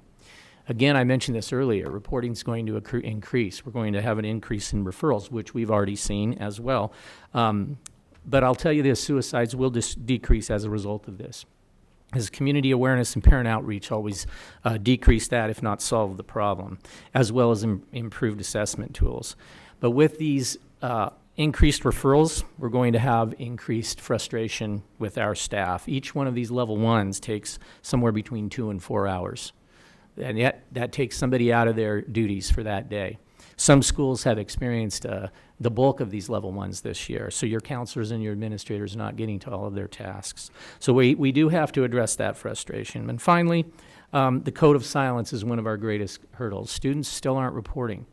Our campaign to get them to report has improved, more with the female population and the male population, and we have seen some gains there. But I do believe that the Safe Oregon tip line is going to improve this. We implemented that last year, and our QPR training. Our increased efforts, in summary, over the past year have given us a revised and streamlined assessment process that is aligned with leading practice, and that includes administrative involvement and collaborative decision-making. It's given us a supportive and collaborative relationship with a number of community mental health partners. It's given us a full-time social worker steering the process and working on the fidelity of the model and providing direct support to counselors and administrators as they conduct level 1 assessments and attempt to manage their time. It's led us to better community outreach, and finally, it's put us in a place where we can initiate QPR training and get that pushed out to our staff, our parents, and our communities. Questions? Director Green. So John, thanks, and I really appreciate it, Superintendent Perry. This was, has been a big deal. I hope this next round of budget that we go through, we look at this important area, because in $1 billion total operating budget, we ought to be able to find a couple more $100,000 to get some more trained counselors into those positions.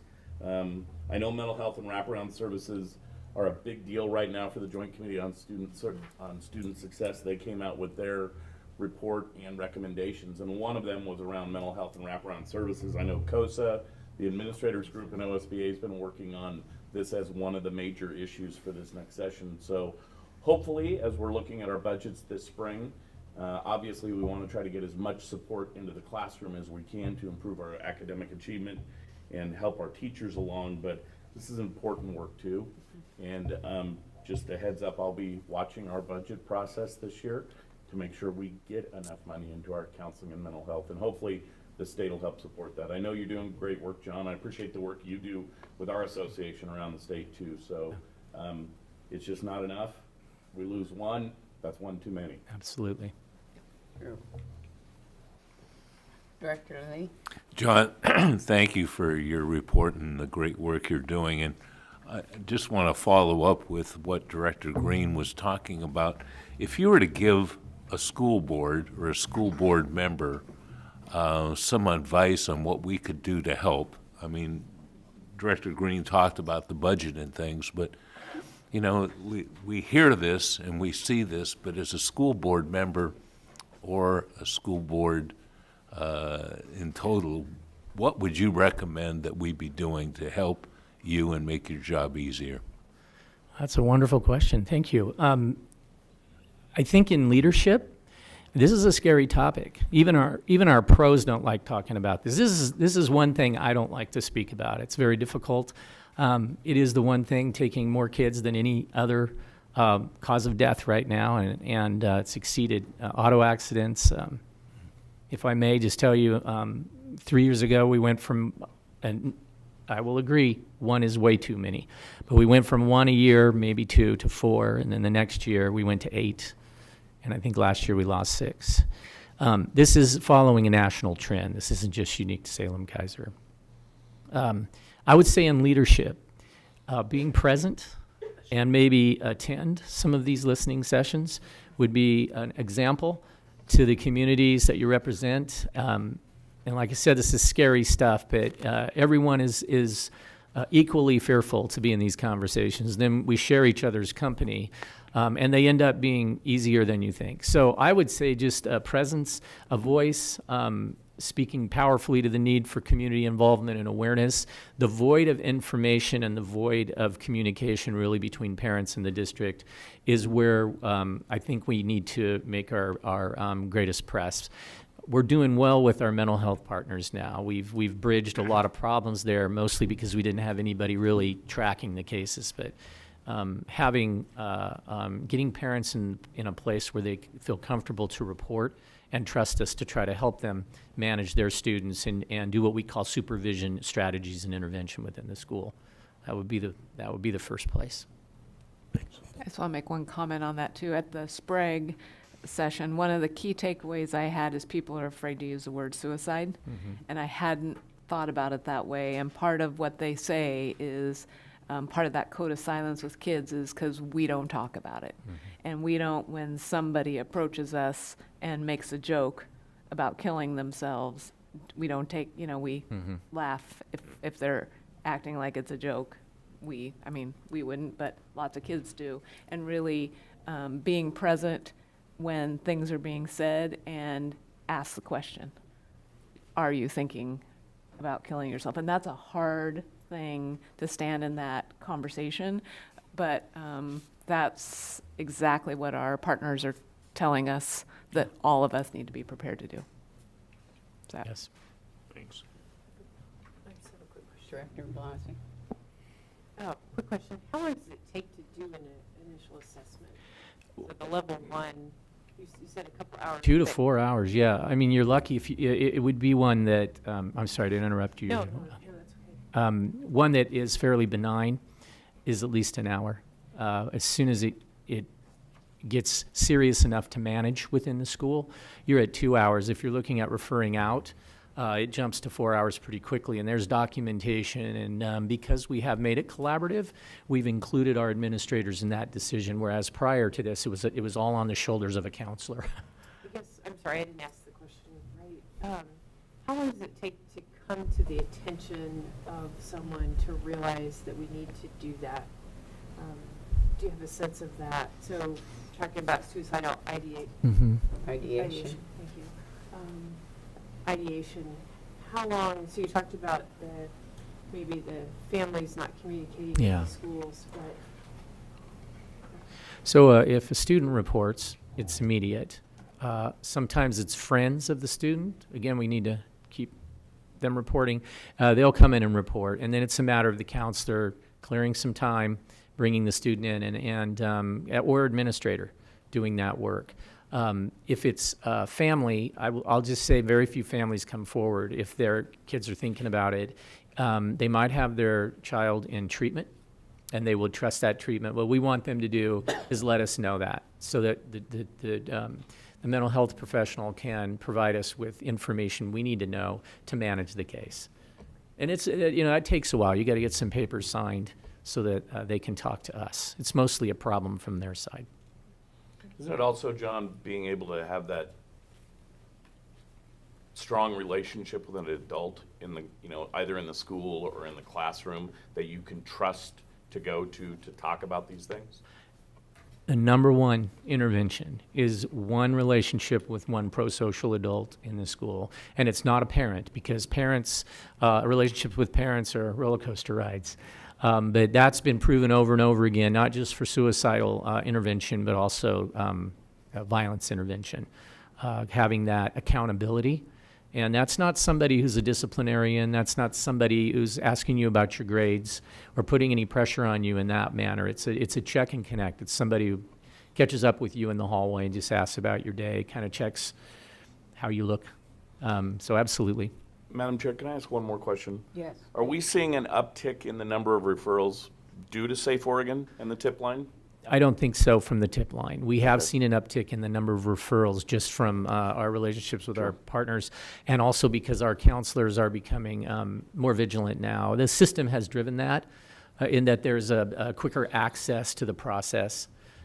But we've definitely seen, and this is the intuitive part. I only started keeping data in February, and the program became mine. But intuitively, I'll tell you, it's probably doubled just in the last year. That's what counselors are telling us, and I know administrators have also reported to level directors that they're feeling like this has become a big part of their job, and it is. As young as elementary. Oh, absolutely. Yeah.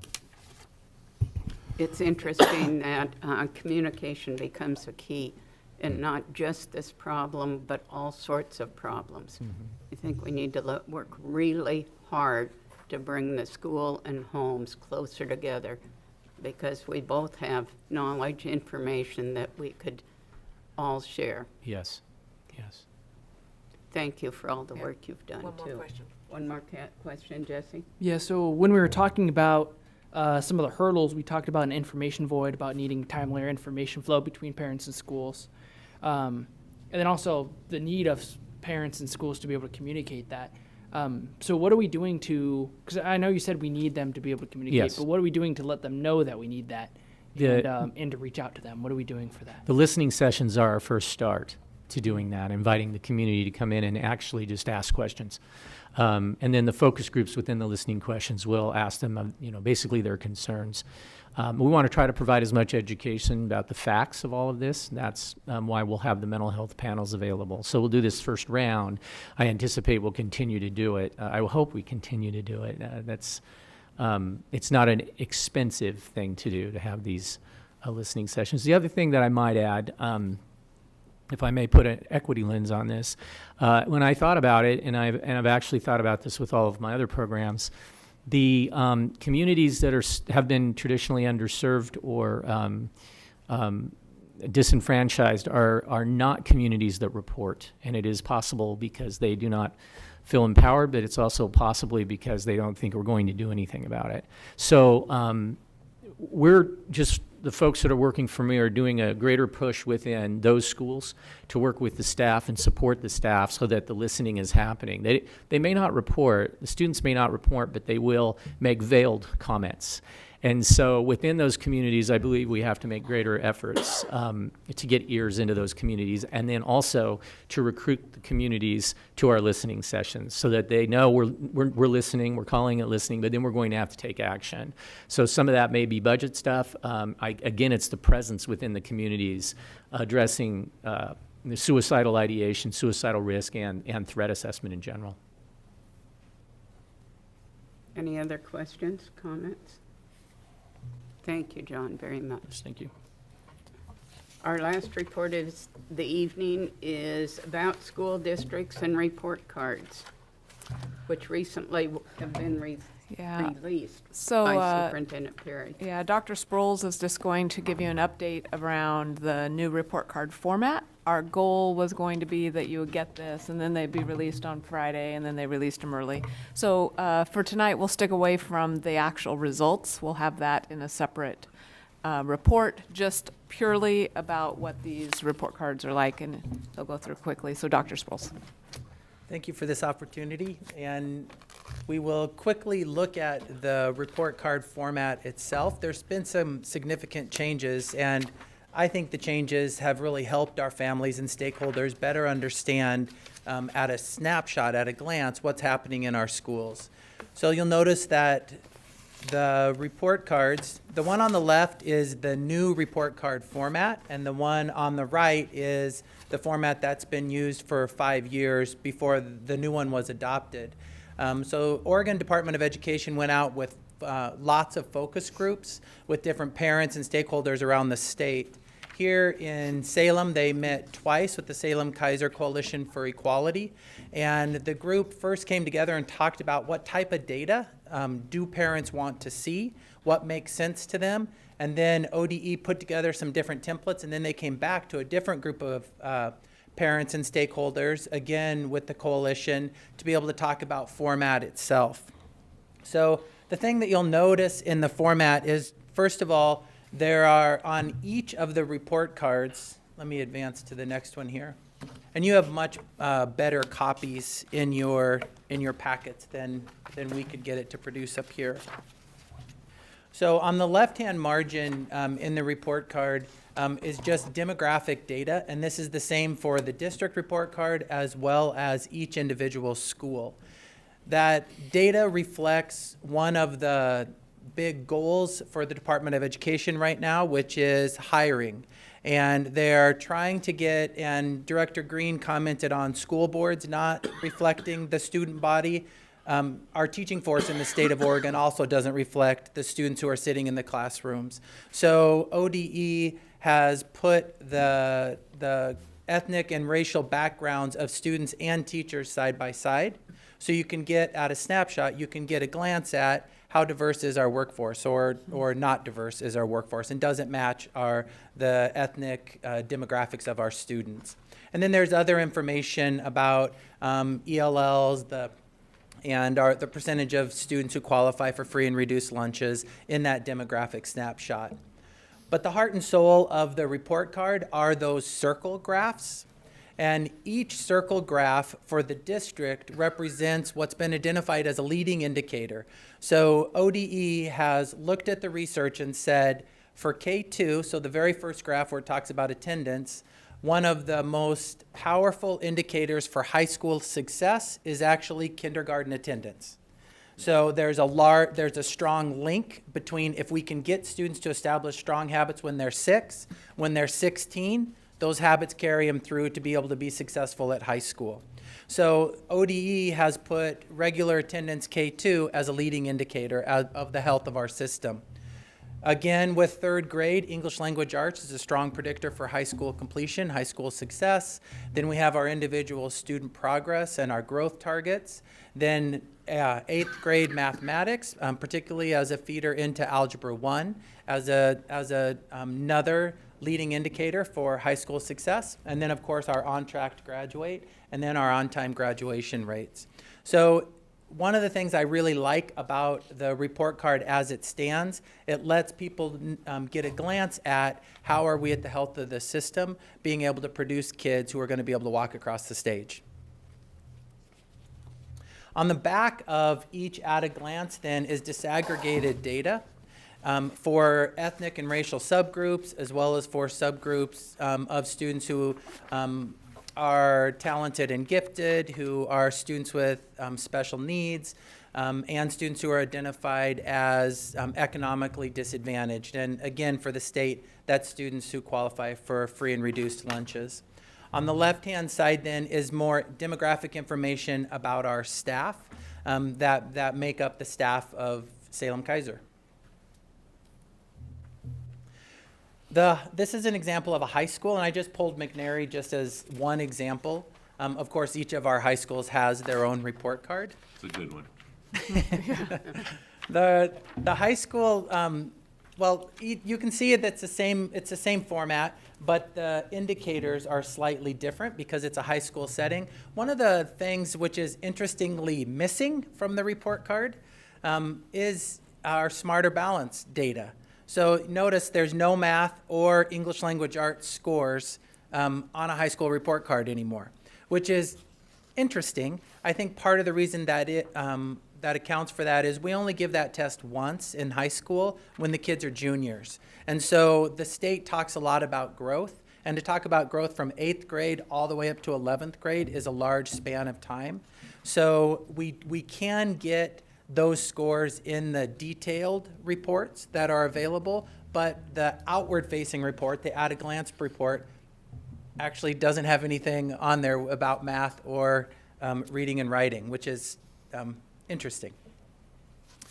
So here is the disaggregated data again, and just for a quick glance, you can see they're color-coded. So attendance on the front is green, attendance on the back is green as well, and it's disaggregated by the same groups that we looked at with the district report card as well. And then just an example of elementary, Cesar Chavez is just another snapshot of what an elementary report card looks like. For elementary, they have class size and regular attendance. They do have an individual student progress, and the reason for that is because we give 3rd, 4th, and 5th grade, and so we can measure individual student progress in 4th and 5th because we have a data point where we can measure where the kids are and where they measured out for 4th and 5th grade. Then it does include Smarter Balance data for English language arts, math, and science. One of the interesting things is that each of the circled graphs contains quite a bit of information. It shows the Oregon average, shows how our students did, and then it shows the percentage up or down from last year. It's not that same cohort, it's a new group of kids, but it shows where we scored. And then here's the disaggregated data again, color-coded back to the front. And this one shows attendance. One of the other things I like about the report cards, with our focus on attendance, the report cards have a huge focus on attendance, which I think sends a powerful message to parents about what's important to us. So other than the at a glance, the ODE still produces these individual summary reports, and this is just an example of a middle school report. These are more designed for people who want deeper information about what the at-a-glance report shows the community. So these show both achievement and growth details for English language arts, for math. They also show English language attainment rates. They show high school completion rates, and one other one. I forgot the 5th one. They have a 5th one in there that they show.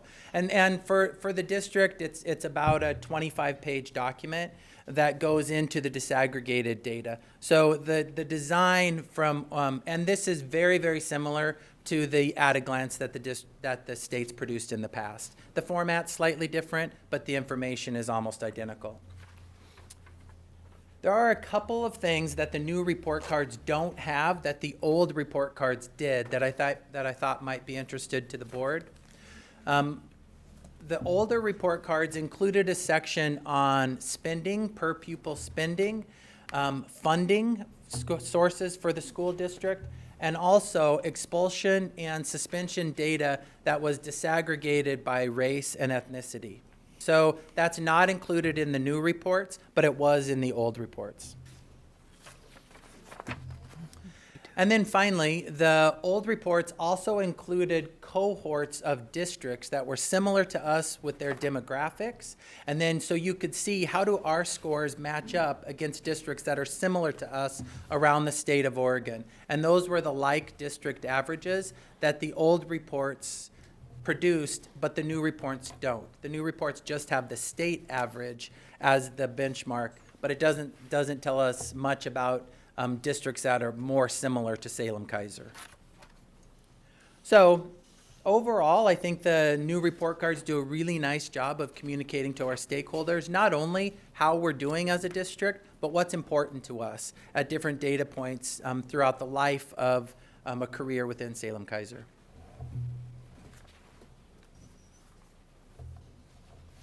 Do we have questions?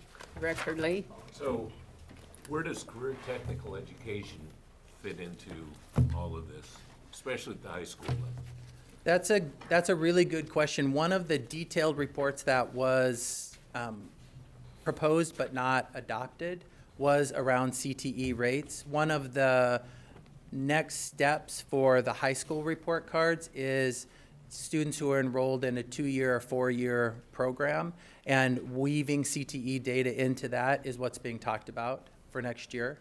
You'll notice the one of the high school report cards here, where it says college going.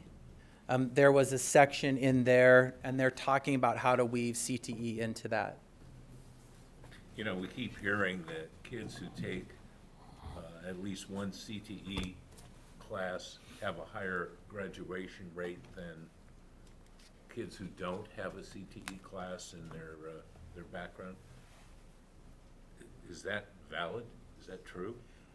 Is it documented any place in these reports? It's not documented in these reports, but I can tell you, Director Lee, I looked at the graduation rates and our anticipated graduation rates from this year, and we have that data that it could be a data point that I could present to you. It just seems with Measure 98, that's something that would be monitored a little bit more than this shows. Yeah, I agree. You say sharing this with stakeholders, so I'm assuming it's in more than just English? Yes, they are. It's not yet, but the reports will be in Spanish, and they're talking about targeted languages throughout. The only one that I know for sure that ODE has committed to is Spanish. And that's a someday? That's a someday? I don't know when. That's what I'm saying. Yeah. Okay, Director Blasey. Quick question. So we used to be provided information on suspensions and expulsions, and I appreciate that you pointed out because I might not have caught that. When we do have the information provided to us about the actual data, and we talk about the data, could we get that even though it's not in here? I know you have access to the data. Can we get that by demographics? Because we're trying to look at that over trends over time and where we need to focus. Yes, we can. Thank you. Director Lipple. My question was half answered by Director Blasey. The other half is, do we know why ODE took the suspension and expulsion by demographics off? Just because I feel like, especially with what's going on in like the current world, it's something that a lot of people are looking at, and so to remove that might give a bad perception of the state's goals. I don't know that answer. I'm not sure why they would have taken that off. It's a curious exemption. Yeah, I thought so too. Thank you. Other than that, they've taken a lot of text-based. The report card used to be a lot of text, and it's very little now, but you could present that information graphically as well. So I'm not sure. Okay, thank you. That might be good feedback though. Next year. To ODE. More questions, concerns? Okay. Thank you very much. Appreciate your presentation. Thank you. Going back to our agenda, I want to point out that we have in your packet that you picked up, we have the board and budget committee meeting schedule, as well as the boundary review task force meeting schedule. If you'll look at that and keep up if you're interested in knowing more about either of those. And then we go to public comment for topics not on the agenda. And we have two people that have signed up for that. Mindy Merritt is first.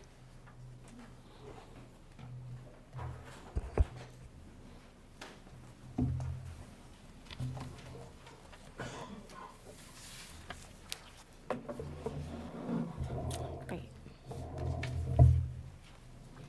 One each. Thank you very much. I just wanted to really say thank you and to celebrate. SKEA, Salem Keizer Education Association, would like to recognize and celebrate that as the second largest association in Oregon, we as an association took on the responsibility of working towards the passing and defeating of Measure 105. And it was a big accomplishment, and we had quite a stressful time of it because we have 40% of our students are Latinx within our district. And I just really wanted to say thank you to Board Director Kylo because he spent a Saturday with us, knocking on doors and phone banking, and we really appreciated that. Overall, we had, which was quite an accomplishment, we had over 6,000 phone calls that we made. We knocked on over 5,000 doors. We, as a state, knocked on over, with CAUSA and PCUN, over 400,000 doors around our state, which was quite an accomplishment. And I think it sends a really clear message to our students and our families within our community that we as educators and as a group, as a community, stand strong to say we care and they're valuable, that we stand strong and we care about not only their education, but that they and we are all important. So thank you, Board Director Kylo. Thank you. The last person to speak, Nick Cruikshank.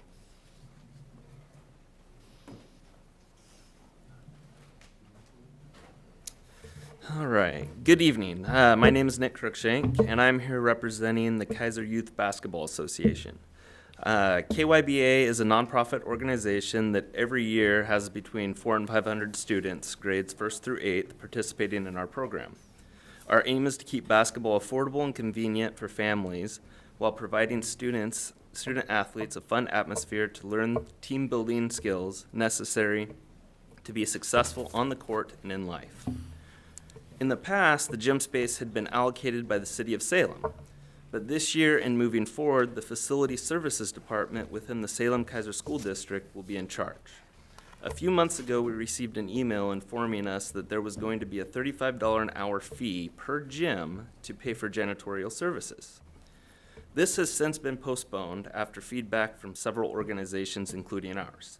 I bring this up just to inform the school board of possible future decisions that may arise, since a fee such as this and this high would cripple all youth sports programs that depend on gym space already paid for by taxes.